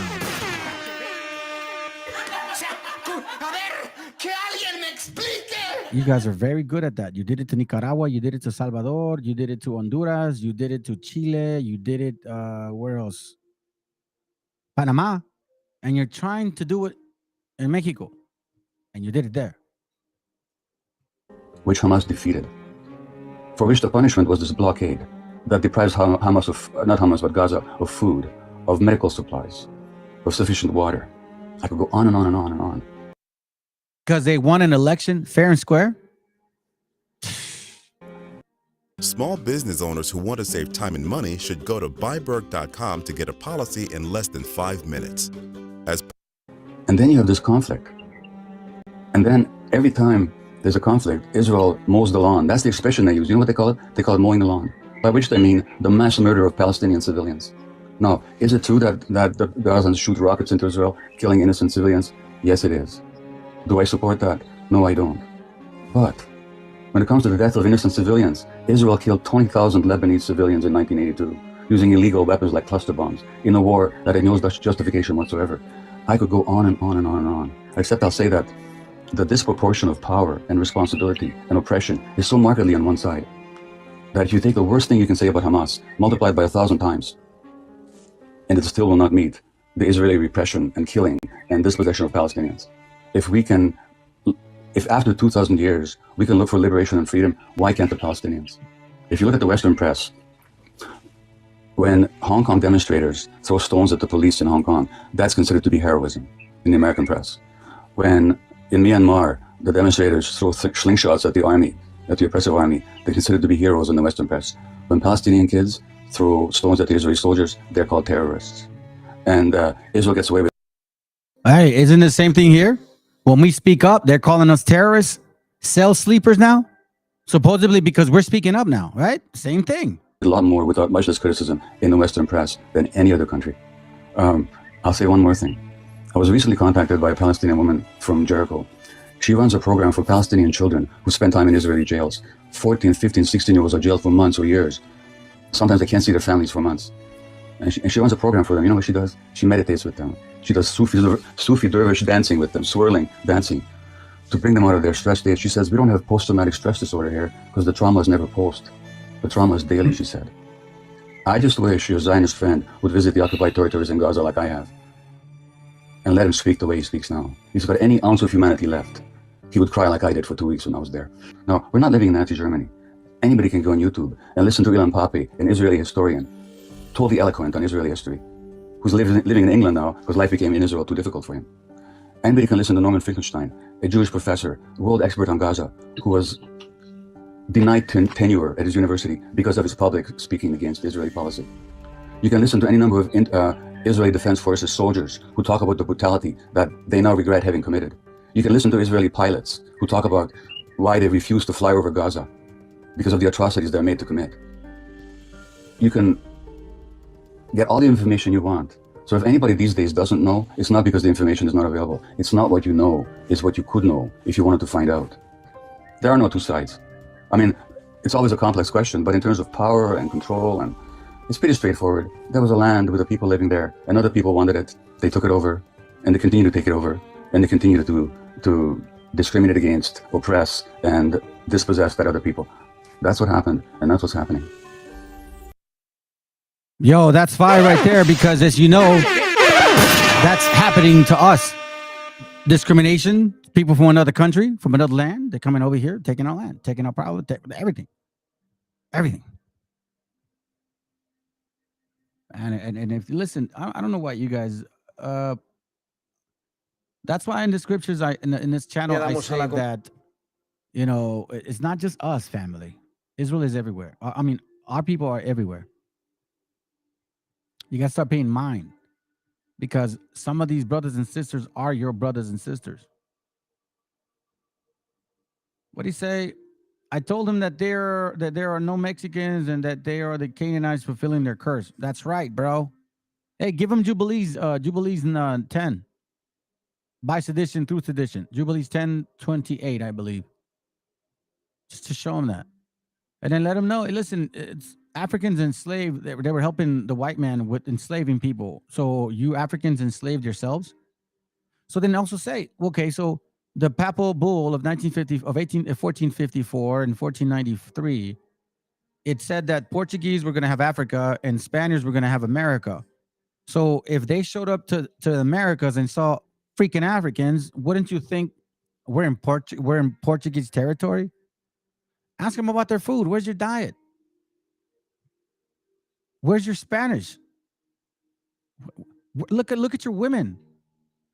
Give them James Adair and read page 1, 2 through 5 or 7, and it'll show that we actually used oils and tanning like lotions to keep our tan because we weren't naturally born with it. Sometimes they're easy meat for me, bro. Just TikTok wants me to have 1,000 subscribers or followers. And the brother said, yeah, follow him. And guess what? Nobody listened to him. There's only 29 subscribers. It's like, what a waste.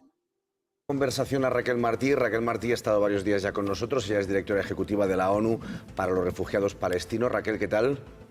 Hola, buenos días. Bueno, de hecho ha sido el ejército israelí el que ha comunicado a Naciones Unidas esa evacuación del norte al sur. Y Naciones Unidas dice, eso es imposible, Raquel, no se puede. 1 millón de personas en un espacio tan reducido.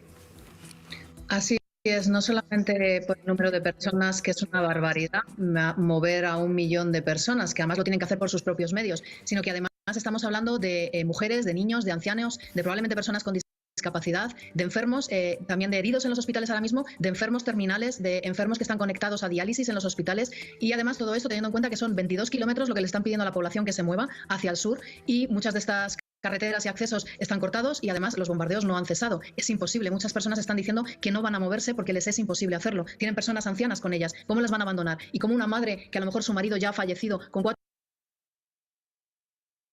22 kilometers is 13 miles, family, okay? 13 miles. Now, the fastest person to run a mile is, I think, under 4 minutes. The average mile to run, if you're a good runner, is about 8 to 10 minutes. To walk a mile is about just walking It's a good while. And then we're talking about terrain, dirt, sun, animals, people, sick children. They're telling them, you guys better leave or because we're going to bombard you. 4 o 5 hijos y con bebés se va a poder mover hasta el sur de Gaza. Pero lo cierto, Raquel, es que Naciones Unidas ha trasladado sus oficinas, su sede, desde el norte de Gaza hasta el sur. Eso nos tiene que dar idea de que la ofensiva terrestre va a ser inminente. Es decir, va a acabar el ultimátum, se va a acabar la luz, se va a acabar el agua y van a entrar los soldados israelíes justo en ese momento en la franja.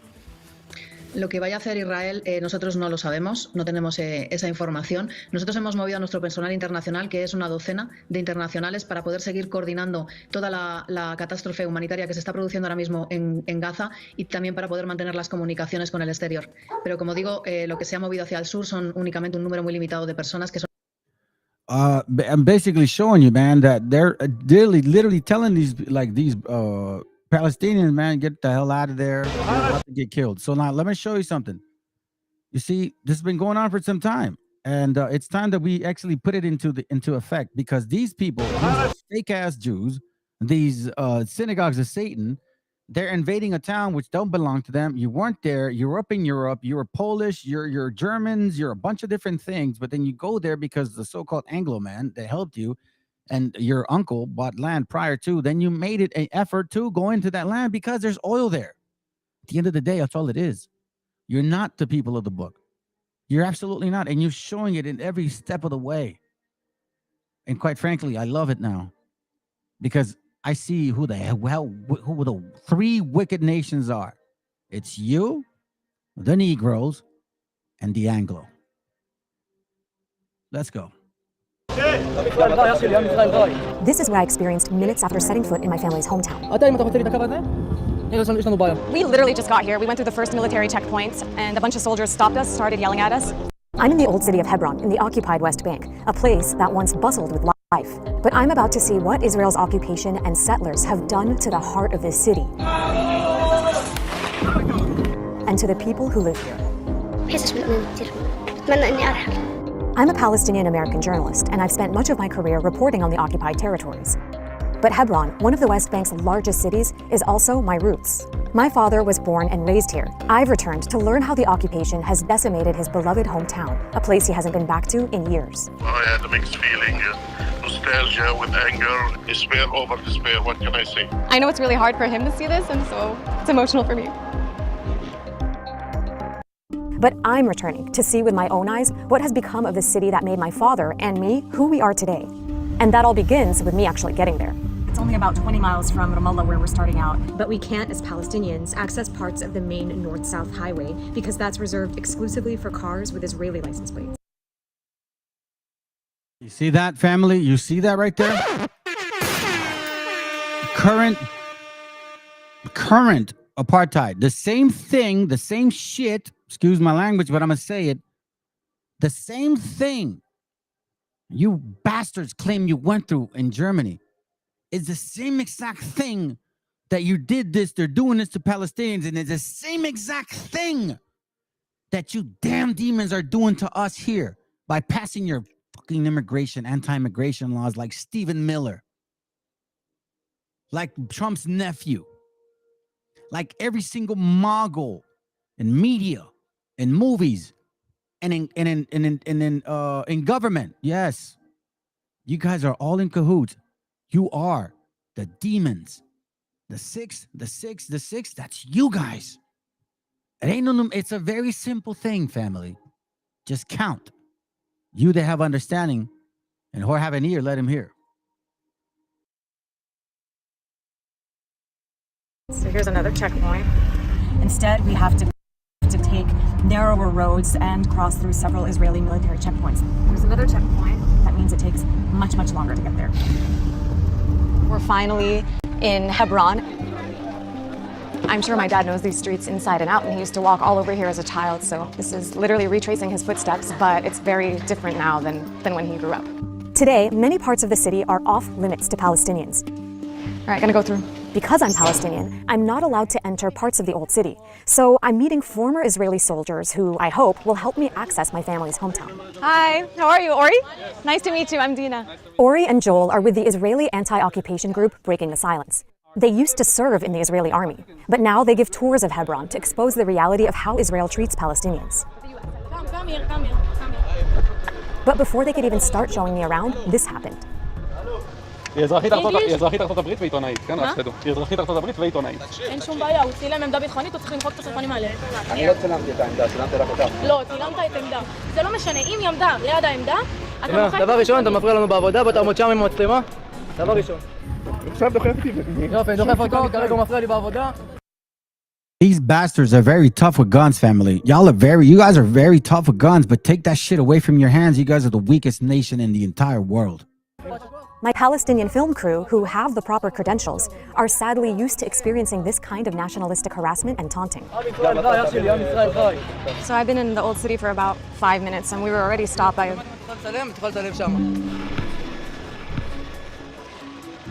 We literally just got here and a bunch of soldiers stopped us, started yelling at us, started harassing my cameraman. They just asked to see our IDs. I showed my US passport. To all of a sudden have like 6 or 7 armed Israeli soldiers just swarm you. It's honestly really upsetting. This is how you get welcome to your own home city. The former soldiers I'm spending the day with say this is a typical scene. When you consider the fact that they grew up in Israeli society, they have education and media and the political system, all of those elements are telling them that Arabs are scary, Palestinians are bad. And then they get an opportunity when they're in the army, they have power in their hands, and it's not surprising that they use it. Finally, the soldiers give us back our IDs. Let's continue. Right? It's a very classic demonstration of one of the elements of the occupation, which is complete arbitrariness, right? Elements of occupation. You got immigration here, border patrol, sitting in the freeways, supposedly pulling people over just in case. How do you guys determine who? You never pull over white people. You never pull over Negroes. You never pull over Filipinos. You always pull over fucking Mexicans.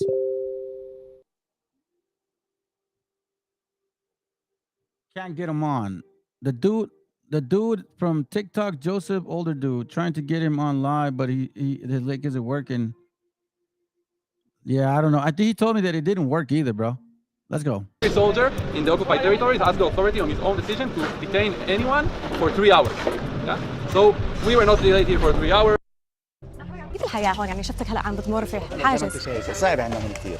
This is Fadil, who has lived in this home his whole life. In the 1980s, Israel set up this checkpoint in front of his house. Fadil now has to check in every time he leaves or enters his own home. كيف تضايقوا عليكم؟ زي ما انت شايفه بيخلوش قرايبنا يجوا علينا. يعني بنتي متجوزه. I find this so hypocritical, man. You see, we have 3 nations. 3 nations. Hold on. 3 nations. The gringo güero, el pinche chillón, el negro, otro chillón, and these Khazarians, otros chillones. You guys are very tough with your words and with weapons, but you take that away and we start biting back and you see your tail go up between your legs. Hold on a second. I don't know why they're calling me right now. Hey, what are you doing? I'm in class. Ellie, I'm in class. It's my daughter. Okay, let's go. مسموح لها تيجي جوزها لا. واو. وهلا لما بتمرق ايش لازم تفرجيه؟ اسمه ورقم هويتك. وانت بتقدر تمشي هون مش ممنوع. بس تحديثا. Wow. Fadil isn't alone. Thousands of other Palestinians in Hebron are also forced to pass military checkpoints just to go home. Hypocrisy of you Khazarians. Do you know that? The nerve of you to show us these stupid damn Holocaust, fake ass fucking Holocaust videos. Oh, 36 million of us that died. You guys didn't die. It was like, it's hardly any. You were in charge of the media. So obviously you market those things. Now you give us movies every single 2 freaking years about the things that the Germans did to y'all. You're doing it to them. The exact same freaking thing. Listen, whoever's watching and whoever's not watching, you guys come by, listen, you guys leave, whatever. The 2 of you brothers that are watching, thank you so much. The rest of you, man, y'all can blow me. For real. Dude, unsubscribe. Seriously, just there's 346 people. Why are you guys even here? Why do you watch this channel? What do you think? We need you guys subscribers? You guys don't give a shit about this channel. Who subscribes to these things? I never see like a lot of videos being watched. I don't know why. Like there's some brothers, right? Like brother Jakashaw. He has about almost 2,000 subscribers. And none of them, how do any of them watch this stuff? Who are you guys? Seriously, what do you collect? Like, you think it's a badge? Like, oh, I got subscribers, like friends on Facebook? Listen, if you got nothing important to say, I don't subscribe to you. Unsubscribe to this channel. Please. If you don't care about your gente, excuse my language, get the fuck out of here. The military also bans Palestinians from using certain streets, as Ori shows me. On that street over there, Palestinians are allowed to walk and open businesses, but not allowed to drive. The yellow street on the map is a street where Palestinians are only allowed to walk, not allowed to drive. If you see the movie The Pianist, it did the same thing. Oh, you can't walk on the street. You can't walk in those ways. Oh, you got to divide. You know what's so funny? The fumigation baths happened to us, and then these damn Khazarians said it happened to them. Then they're implementing these rules that supposedly happened to them in Germany, but in reality, they're doing what happened in Germany. So who really did what they did in Germany? Was it Germans? Or was it you damn Khazarians that acted like Germans? Your truth is coming out. And not allowed to open businesses. The streets that we're heading towards are mostly sterile, meaning that no Palestinian in the whole wide world can walk on those streets. If you do one step over here, no Palestinians are allowed here. If we take one step here, here Palestinians are allowed. And I don't know any other word to call this than apartheid. All these restrictions help Israel maintain its hold on Hebron, but they're also in place to protect Israeli settlers. And the ones in Hebron are known for being among the most violent in all of the occupied West Bank.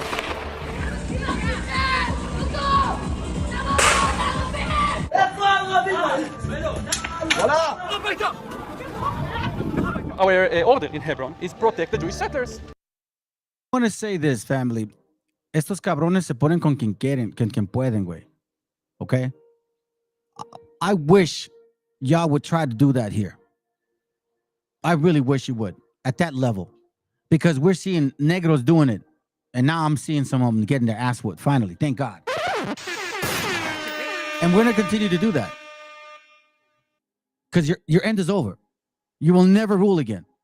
You tried the 12-type chart, it didn't work. Matthew didn't work. BHI didn't work. IUIC don't work. Sakari don't work. GMS don't work. ISUPK don't work. You guys keep making the same videos about the same thing, complaining about women and how horrible they are and how they're not going to make it into the kingdom. You will never rule again. You are Canaan. You are a seditious nation. Just like you weren't supposed to be in the land, you are doing it again. You're not supposed to be claiming you're Israelites or so-called Hebrews, but you're saying you are. There's only two nations of people that are like blasting a trumpet saying they're the people of the book. Is these guys and the Negroes, the West Africans. Let's go. Right? We don't have an order protect Palestinians if settlers harass The them. soldiers never protect the Palestinians. Yeah, unfortunately, it's not in our order. This is kind of a common sight here in the Old City. There's a Palestinian family that lives at the end of this alleyway. Above them is an Israeli settlement. And because the settlers throw garbage down at them, they have to put these nets here to protect them. يعني هون لما اجى اعتقلوني هون بالضبط اعتقلوني. كنتي هون بالضبط؟ كنت بالضبط هون. لما اجى اعتقلوني بالضبط هون كنت. The family at the end of the alley is the Sidrs. Just a few weeks before I arrived to Hebron, nearby settlers accused their 13-year-old daughter Selwa of picking a knife up off the ground.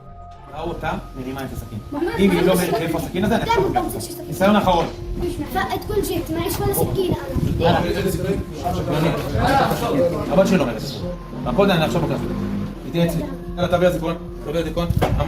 اعتقلوني واخذوني على مدرسة أسامة وقعدوا يحققوا معي. قعدت ساعة لما حققوا معي. لما فلتوني قعدت ساعة لما فلتوني يعني كثير ساعات لما فلتوني وحققوا معي. بتخافي يعتقلوكي كمان مرة؟ أنا حسيت إنه وأنا نايمة حسيت إنه دم يعتقلوني بنص الليل. So we're standing here, and I'm talking to her in front of her home, and every time we hear a noise, she looks up. And I asked her, "Are you afraid the settlers are throwing something down at you?" And she said, "Yeah, لأنه بصير كتير إنه بيرموا عليكم." كتير بصير. يعني إذا شفناهم بيلعبوا خلاص بدهم يرمونا، بدهم يعملوا لنا يرموا علينا حاجة، وإحنا بنقعد نتفرج عليهم يعني. أولاد المستوطنين. طبعا أولاد المستوطنين. يعني أخي صار يحكي لي إياه يطلع محل ألعابهم. حرام. كيف بيلعبوا وإحنا نفس خلينا ننزل عندهم نلعب. قلت له كيف ننزل؟ هذا احتلال. Family, I'm gonna tell you this right now, man. I'm gonna tell you this right now. Y'all can mess with me. You guys can say shit about me. You guys can talk crap about me. But when somebody messes with my children, I don't care what happens to you. And my way. Hey, shalom, bro. Yo, you made it. Found it. Ah, there you go, my brother. Hold on a second, man. Let me invite you in. Booyah. Get in, bro. I'm going to tell you right now. And I believe a lot of you brothers agree with me. If anybody touches your children, it don't matter now. If anybody ever does that to my children, especially you Khazarians, I'll just tell you like this. I don't feel pain. So the last thing that I would do is worry about what you feel. And I will be very precise. And I will take my time with you. And I will make sure that every single minute you remember who I am. Let's continue. Because that's just, man, that's just crazy. I'm almost done. We're almost done. That's it. Now let's get a little bit of a little laugh again. Lululemon. We're almost done. Because again, I'm gonna always constantly attach you to. I'm gonna attach you to. Oh, it's not going in. What the hell? Yeah, man. Matter of fact, you know what? Tell them to text my number. Let me see if I can do this. Let me see. Hold on. Let me see something real quick. Matter of fact, give me a second, family. Let me do this with this brother right now. Julio. Let me see. I'm gonna call you right now, bro. I'm gonna call you right now. See if I can get you. Let me see if I can do it like this. All right.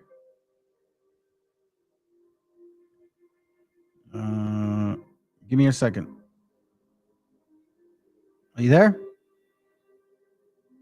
Hello? Hello?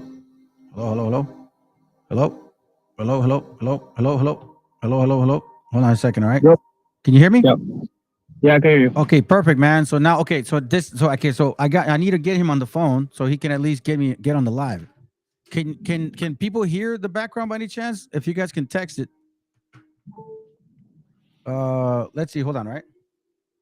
Yeah. Hey, Julio, can you speak? Yeah, bro.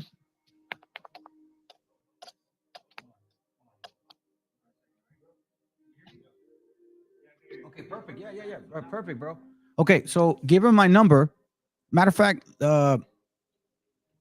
text him my number, bro, and have him call the cell phone, and then I'll join him on. Well, at least you'll be able to speak. Okay. Cool. Okay. Hey, cool. Yo, send me because I have like two different numbers on you. I'll send it right now. I'll text you right now. All right, late. Okay. All right, fam. So we're gonna have the brother on. Pretty cool, man. Brothers on TikTok, tearing it up. 76. Boom. Sit. Just have him call it, and when I connect, I'll bring him on. Let's listen in. Those looters, reparations, because the name just sounds like a white person thing. Come here. All right. I'm going to tell you one last time to stop eating those silica packets. You know, the ones that says, do not eat.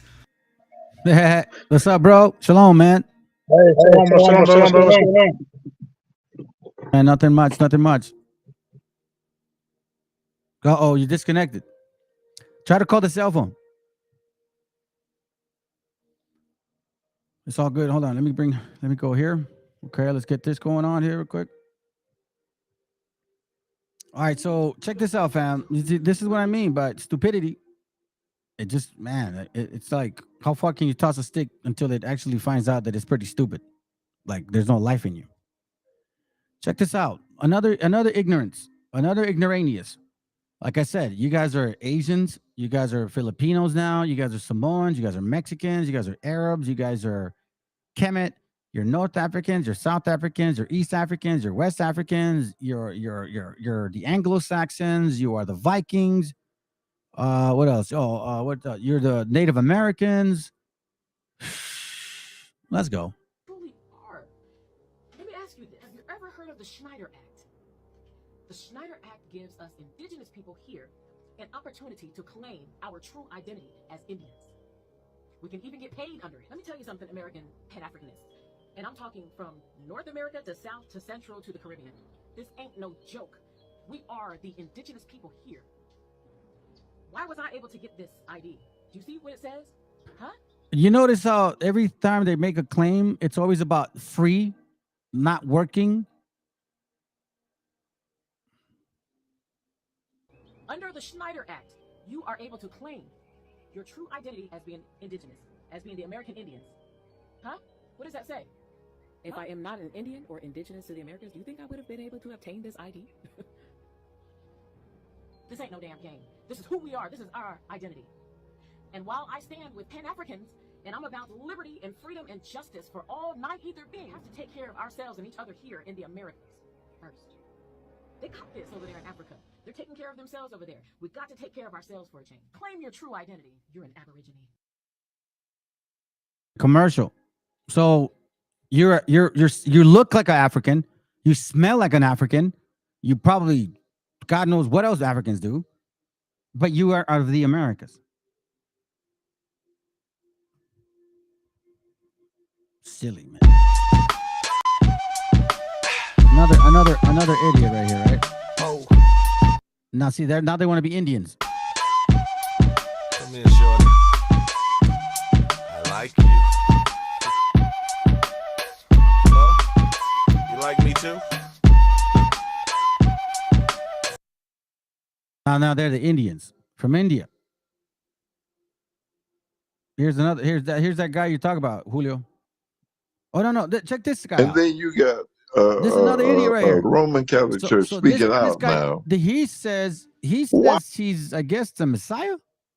Okay, that's what this guy is saying, and people believe him.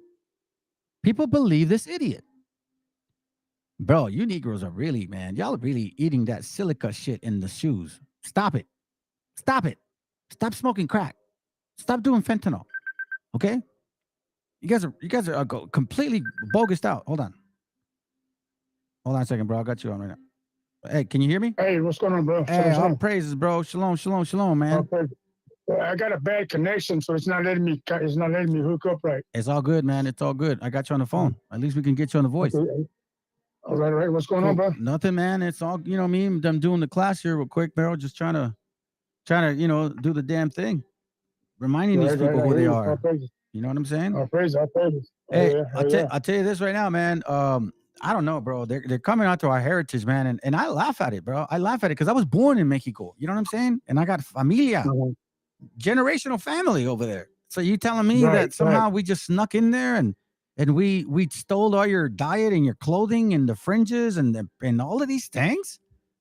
Yeah, because one thing I'm sorry to interrupt, but what I'm trying to get people to understand too is that what they're using to try to gain all that is Phoenician law.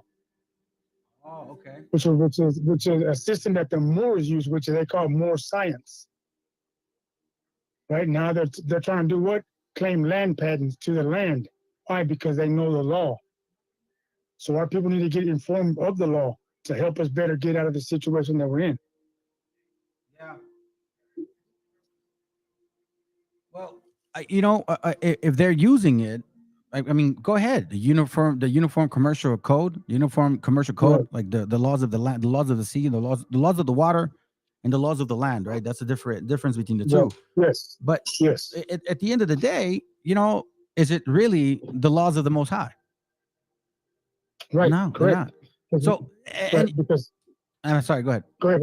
No, Go ahead, well, I'll say, I'll say it real quick. I'll just say this real quick. And on a so-called political level, yeah, you could find that excuse, but when you really get down to the nitty-gritty and you dissect who they truly are, they're the most confounded people in the entire world. And Canaan will always be that way. They will always be in places that they're not supposed to. They will always take things that they don't belong to them, and they will always be very rebellious. Yes. We're seeing this. And they will always be like their gods. Go ahead, bro. Right. Yeah, because one thing else they try to do is manipulate our people into believing their juju. And then what happens to us? We fall into that trap. The black Hebrews are like, I was saying, I'm guilty of that too. I'm guilty of it. But the brothers pulled me out of it. All praise to the Most High. It's one thing we have to tell our people is that, man, we are a people that is strong. Right? And that's who we are, because we will do anything for our families. Right? We'll take the lesser pay for what? To provide for our families. So us knowing that they use the laws, but what I'm trying to show our people is also is that we have the laws out there also for our benefit to help us in whatever that we need, because we render unto Caesar our taxes. Why? Because we volunteer to pay taxes. Knowing that we have a nationality that was given to us by the enemy, we have a right to a nationality to claim our original nationality that was taken from us, and then pull yourself out of the government and not pay taxes. Because we don't have to pay taxes. We volunteer to pay taxes because of the SSN number. And you see, anybody using the... Sorry, go ahead. Go ahead, bro. No, go ahead. Finish it. Go ahead. Well, okay. I'll say this then. That there, because I didn't know about it, right? But here's the difference between what you're trying to accomplish, right, or trying to show, and the intent behind it, and what they're doing, and their real intent behind it. You see, for me, bro, right. If things were so-called free, okay, cool. It's because I'll be wealthy, but I can't sit here comfortably saying, okay, I'm a native, I deserve this, so now I'm gonna live free. Now I don't sit well. I have to produce. I have to create. I gotta work. Exactly. I want to build. Exactly. So that's in our spirit. They, on the other hand, they don't want to do that. They want to be like, I don't want to work no more. It's free money. Exactly. So it's in their spirit not to be creators. Matter of fact, when you talk about taskmasters of the Bible, we weren't complaining, bro. We kept working harder and making babies. Are they doing that? No, they're complaining every single step of the way. Exactly. So that's what separates us from them, is that we're willing and able to work and provide for our families. They don't. They want everything given to them. They think they're owed something because of their past title. Well, y'all had something, y'all got big-headed, and y'all got booted. And again, like if the paperwork is there, then so be it. Let it be known. However, our approach has always been different than theirs. It's more of like, hey, just give me an opportunity for me to take care of my family. That's all I'm asking for.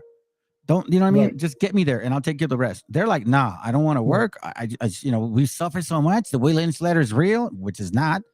So I don't know where the suffering came from. The Willie Lynch letter is a lie. Right. The transatlantic slave trade is a lie. They had miscegenation. They had antebellum period. And only after 1865 do we know about their, problems. The civil rights, the segregation, the lynching, the Jim Crow. That's after 1865. But what happened prior to 1865? Exactly, because that's my point. Between 1492 and then, what happened between then? Y'all had a chance to come in here and manipulate yourselves into the equation and reclassify the indigenous people as Negro also. What they did with the Virginia Act of 1682. Yeah. Well, they were already trying to implement the concept, man. You see, remember, Mel, the deceiver, Satan, is behind them. So he plays chess. So he's like, let's implement that concept now. Because in 200-300 years, we're going to need that. We're going to create the Wobboism now. But yet the same books that these guys use, they're stupid asses. I don't know why. They don't read, and it actually shows that we were actually tanning. Like, we would tan to keep our color. Our lips were thin. Our women were modest. What? That don't sound like black people. Yeah. I mean, because if you look at them and look at our people, what customs they practice? Yeah, like what customs have they kept? You know, everybody else's. No, all they do is, I mean, God, it's. The more and more I dig into our ancestors' history, the more and more it pisses me off. Yeah, by them still trying to do this, and then you see these people dressing up, disrespecting the culture and stuff. And that, that's like, man, come on, really? After so many years, y'all still want to continue to do this, and then say, forget about that. But you want us to remember what y'all done to you at this very same country. Hey, you know what's so funny? That dude Yahweh, supposedly that he's a wabo, right? I guess he did a video. He did a video on mayate with the meaning of mayate. Like, oh yeah, it was a racist terminology. Oh no, actually, it means that you're gay. It just says that black people like to act like they're not gay, but they like men. That's what they call you mayates for. So apparently that bothered him. So he's like, no, mayate means a racist thing. No, mayate means that eres un joto, güey. You know? So like, hey, guacha con el mayate, güey. You know, trucha con el mayate, güey. Le gustan los hombres. Just like that. Come on, bro. Can't be us, dude. Yeah, it's crazy because, I mean, shit, I've even, I've called them out. You've seen the video. I've called them out. They won't accept because they already know. They won't, Check it. I said, we do just teach our people what we can. And, and as far as, what I'm doing, trying to help them out is help them understand that, if these are the biblical end times, then what can we do if a judgment has already been set? There's nothing we can do but prepare for that day. That's right. That's exactly what we're doing, bro. That's the whole point. Prepare. We are in the days of atonement. In the days of atonement. Right. Check this out. Can you hear this? Can you hear this? And then you got a Roman Catholic Church speaking out now. Can you hear that? Yes. Okay, let's hear it. Let's hear it real quick, because this guy is the teacher of books, Hebrew Israelites, Christianity, and Islam, all false. YahwehJudah.com. He thinks he's the Messiah. Un negro. Again, they're like Ezekiel 28. All right, listen in. Why? Hello? Hold on a second. What the hell happened here? That's weird, man. This system is acting funny on me. Maybe these Jews are hacking into my shit. Look at this. Look what it did. I can't see anything, bro. Oh, okay, it's cool. Hold on. Okay, here it goes. And then you got a Roman Catholic Church speaking out now. Why? Because it's time, y'all. It's time. And it's for you. It's not against you. But y'all fighting against the man that, that's trying to help you and make the world a better place. That's the crazy part. Crazy they fight something, that's for them. Like, you mad at something that's for you, but like I said, most people, that's the devil. See, because most people not mad at what I'm doing, they mad at who I'm saying I am. Right. That's it. You see what I'm saying? And that's the point of me creating a petition. Okay, well, let's get rid of the Christ stuff. Well, look, sign this petition. I can show you what I can do. Because I'm not going on behalf of Roman Catholic just for say, oh, you did this, we got you. No, you did this to all my brothers and sisters and all the rest of the people of the world. So I'm going to them on behalf of you. So the Messiah is teaching through TikTok? See, see what if you had caught him before when he first came on? Yeah, he said that they were already filing documents to take claim of the land. So what they're doing is based on the Constitution in the UCC code, because the Bible says what they would change the times and laws, and times again, right? So this is what if this is biblical times, it's them trying to come back into rulership, and who's helping them out? The Jesuit, the Pope. Yep. Because the Jesuit came from who? Canaan. And the Pope is the first Jesuit Pope in office in the Vatican ever. Yeah, man. Let me do this. Let me finish off with this right here, because I've been on it for 2 hours. Unless you want to add something before I kind of finish it off, man. You want to share something with the brothers? Go ahead, bro. Go ahead, finish up. All right, cool. Okay, but well, hey, try to figure out a way we can link up on YouTube, bro. Pues. Pues, cuídate. Shalom, bro. All right, salam. Yep, yes, sir.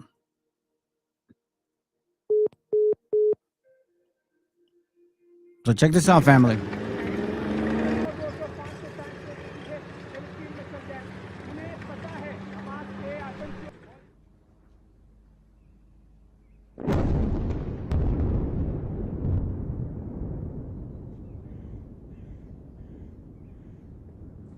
The IDF calls for the evacuation of all civilians from Gaza City, from their homes, southwards, for their own safety and protection.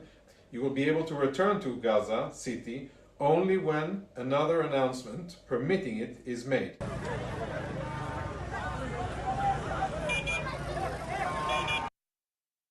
You guys claim to be rounded up like Germans, and you're doing the same thing. Jerusalem. Stuart, the UN warning of disastrous humanitarian consequences if people are made to leave those areas in Gaza. Yet Israel is warning them that they're putting their security on the line if they don't. What is happening? Well, yeah, it is going to be really difficult to see how that number of people could reasonably be considered that they should move from Gaza City and head to the south. Where would they go? It's already insecure at the moment, and it's not going to get any better in the coming days. It's a time for the blacks. How it can really be put in place. And of course, it makes the Palestinians, both in Israel and the West Bank and in Gaza, extremely angry when they see these type of things. Just to explain, I'm at Damascus Gate in the Old City, and this is where people are gathering for Friday prayers. Now, it's quite often a flashpoint. I'm Arab and I'm Mexican. So basically, young men can't go inside the Old City into Al-Aqsa Mosque.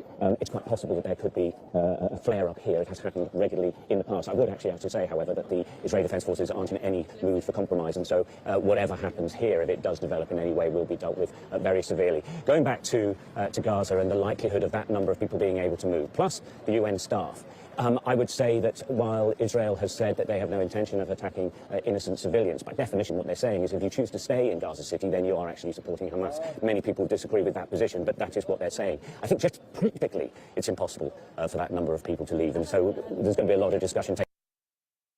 Giving 1 day to leave 1 million people. I don't know, man. I don't know what to tell you. Scripture said that Israel would be suffering. The people of the book would be suffering. Okay. So y'all got to open up your minds a little bit. It ain't just happening here with us. Our brethren are scattered everywhere.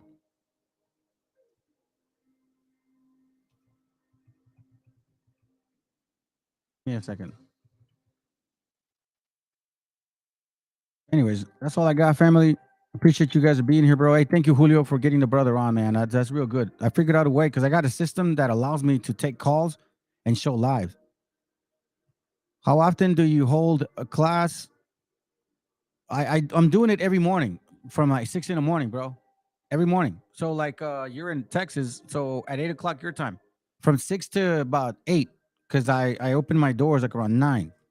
So every morning I'm gonna be doing a class. Just today was because it's new moon for me. I have a double Sabbath. Yeah, Sabbath with me was yesterday and then new moon today. So next week I'm gonna go through the 4 Sabbaths on Friday and Saturday. I'm in that cycle right now. All right. So come over, bro.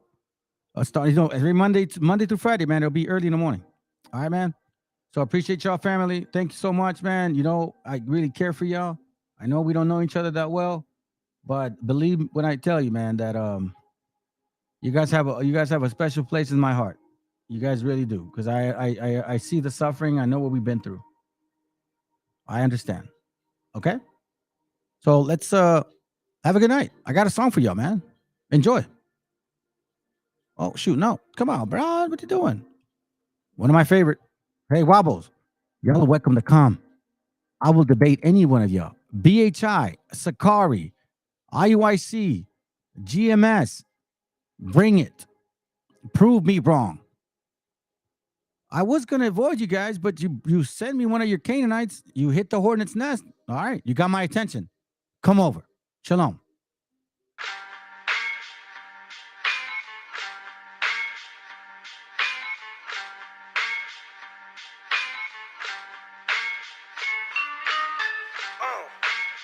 En la Plaza de Reyes, la Chumenta, Soplón. Yeah. ¿Qué vas a saber? ¿Qué vas a saber tú? Oye, chibolito, faltomé. Pulpín de los pulpines, batería de Rapunzel, de rapeos, de raptos, de lagartos en cuartel. Cualquier la pega de cruel con un viejo coronel. Soy flojo, se me antojó dormirme en el laurel. Elevé mi level con un label y un Faber-Castell. Ya un papel, lo empape con sangre de todo aquel que se jura Nobel y no ve mis trenes en la riel. What's so man? ¿Por qué no sacan la tablet? Juro por mis abuelos que no te hablo por las powers. Soy chinchano neto, búscame por pico poco sour y te voy a meter al centro, loco, como Beckenbauer. Escúchame atento, mi bro, que estamos rompiéndole en pro. El negro de Plaza de Reyes, como siempre, rompe de este micrófono. Que quiere meterle como yo, pero no puede meterle taco bro. Si te pensaba que solo era un gallo, déjame decirle que se equivocó. Real motherfucker feeling on the street. Es el Black Sheep Mental de Plaza de Kings. Motherfucker, so boom.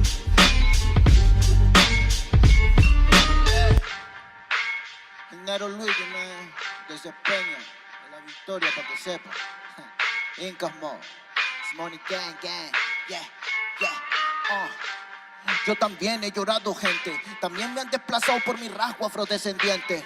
Sí, un perro no habla pero siente. Cuento historias callejeras pa' barrios de delincuentes. Soy un perro que te ladra, que te muerde y que te huele, nene. Soy más que Lele, ustedes para mí son pelele. Con mi jauría todo el día en busca de los cheles. Tengo un perro en fiscalía que nos mueve los papeles y otro en la comisaría para evitar el susto. Muchas veces me han llevado por solo como luzco. Perdón, madre mía, si yo le causé un disgusto, pero en esta vía yo crecí rodeado de perros chuscos. Yo sé que me quieren ganar, yo sé que me quieren tumbar y no pasará porque soy de verdad. Está súper rafina la Dodo Style, metido en latina aprendiendo un quizá. Yo tengo el style, no mido la raza del perro, yo mido por la lealtad y yo soy leal. La calle te enseña lo que no te enseña la universidad. Salí de ese peña aquí con una seña te tiran para atrás. La calle limeña aquí nadie la teña, ya nada es igual. Tiene que respetar, tiene que respetar. La calle te enseña lo que no te enseña la universidad. Salí de ese peña aquí con una seña te tiran para atrás. La calle limeña aquí nada le doy, ya nada es igual. Tiene que respetar, si yo soy tu papá. Es Incas Mob, negro. Es Incas Mob, nigga. Nero Luigi, man. Incas Mob, it's Money Gang, gang, gang, yeah. Hey, yo. Yango en la maldita casa. Me llaman pa' que les dé al menos una vez al mes. Se metieron al lago y olvidaron que era el Ness. For everybody bless. La fama es una puta, me está llamando a las 3. Dile que llame después de las 16 y 25. Volví de la infancia de Abraham Lincoln. Con fuerza ya inco, luchando para salir del rincón. Letra callejera en CD brinco. Under del under, puede que tu viejo te lo mande. Sale de vez en cuando como el cóndor por los Andes. Mi cuerpo no es de madera como Dandy. Antes que me branden, yo seré el ola que los expande. Aunque esto me pique en la madera, no sirve ni para romper el ticket de un evento afuera. Loco por la carrera, desafían la gravedad. Yo espero tras la barrera y llego con la novedad. Niña, tú solo espera que ya encontré la manera. He visto bastante por querer lograrlo saltando escalones dentro de la escalera. La vida me puso al depósito, yo soy de púlpito pa' que el mundo conociéramos de esta parte mejor intérprete que ha parido esta cordillera. Sin luz afuera, que el espectáculo es dentro. La calle es mi templo, tiembla el pavimento. Cuando yo me concentro, mis disparos son temas. La calle un poema, se siente desde cuando entro. Y a toditos estos drogaditos que creen que rapean, los regreso al centro de mi balcón. Yo he visto el clon de clon en la misma gestión, pero a la malla no llega el balón. Y para esta pantalla no existe patrón. Yo ya me sé la cuestión y doy fe por cada renglón. Consciente de la operación del final de Mbappé con la edad de bufón. De Yango en la maldita casa, Plaza de Reyes, papá. El Nero Luigi, Black Mental, hip hop peruano. Rasgo en la maldita base. Yao, yao, yao.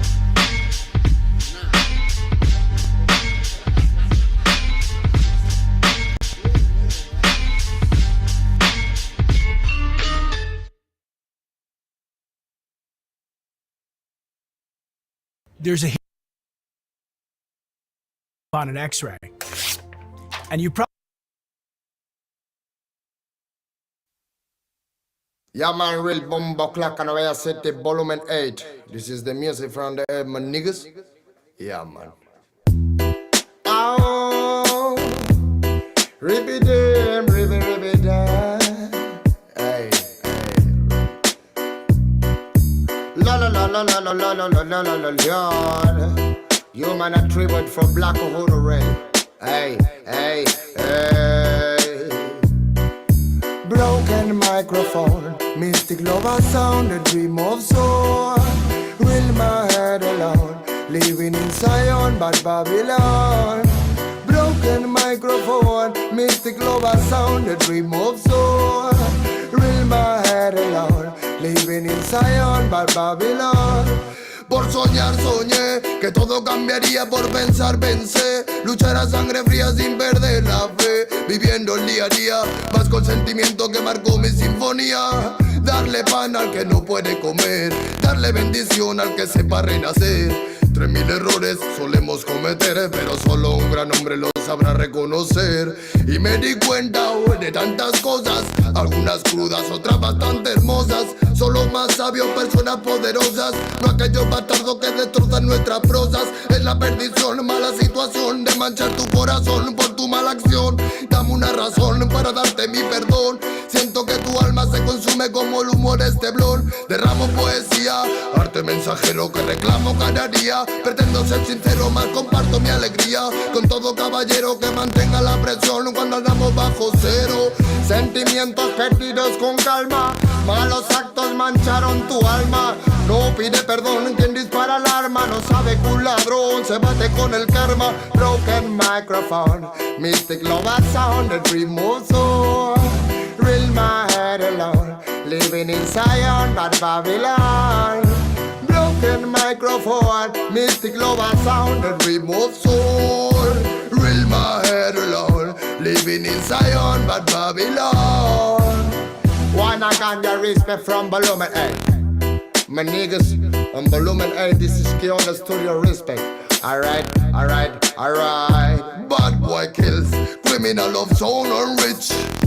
Money is a gun for me. Respect the nation. Belong the time like this.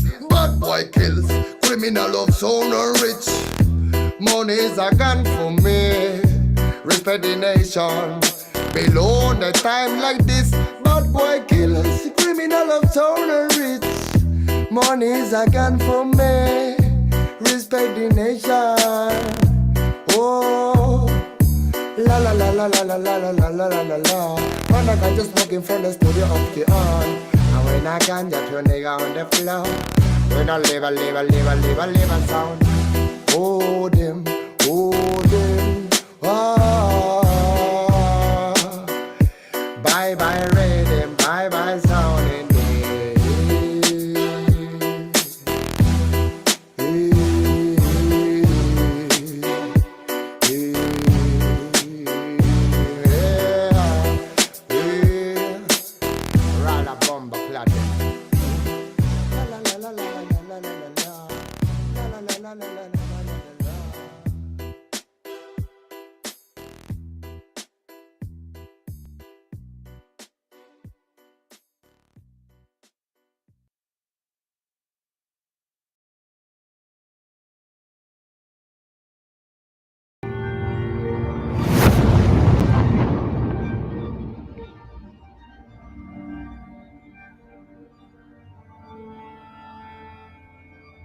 Ical, hijo, abre los ojos.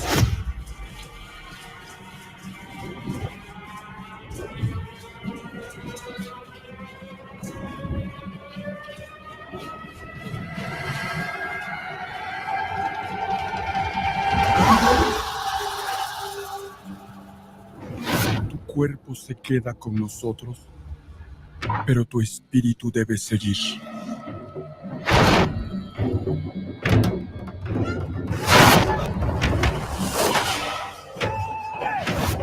Busca la luz. Aléjate de las sombras. Deja que nuestro dolor sea tu fuerza. Desde aquí iluminamos tu camino.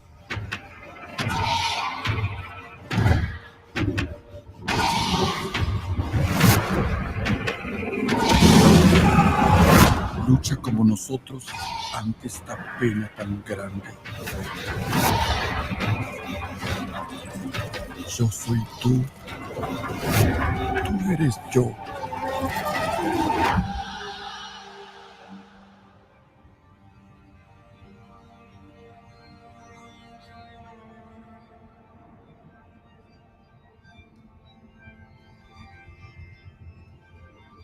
La muerte que hoy nos separa, mañana volverá a unirnos. Eres libre, hijo.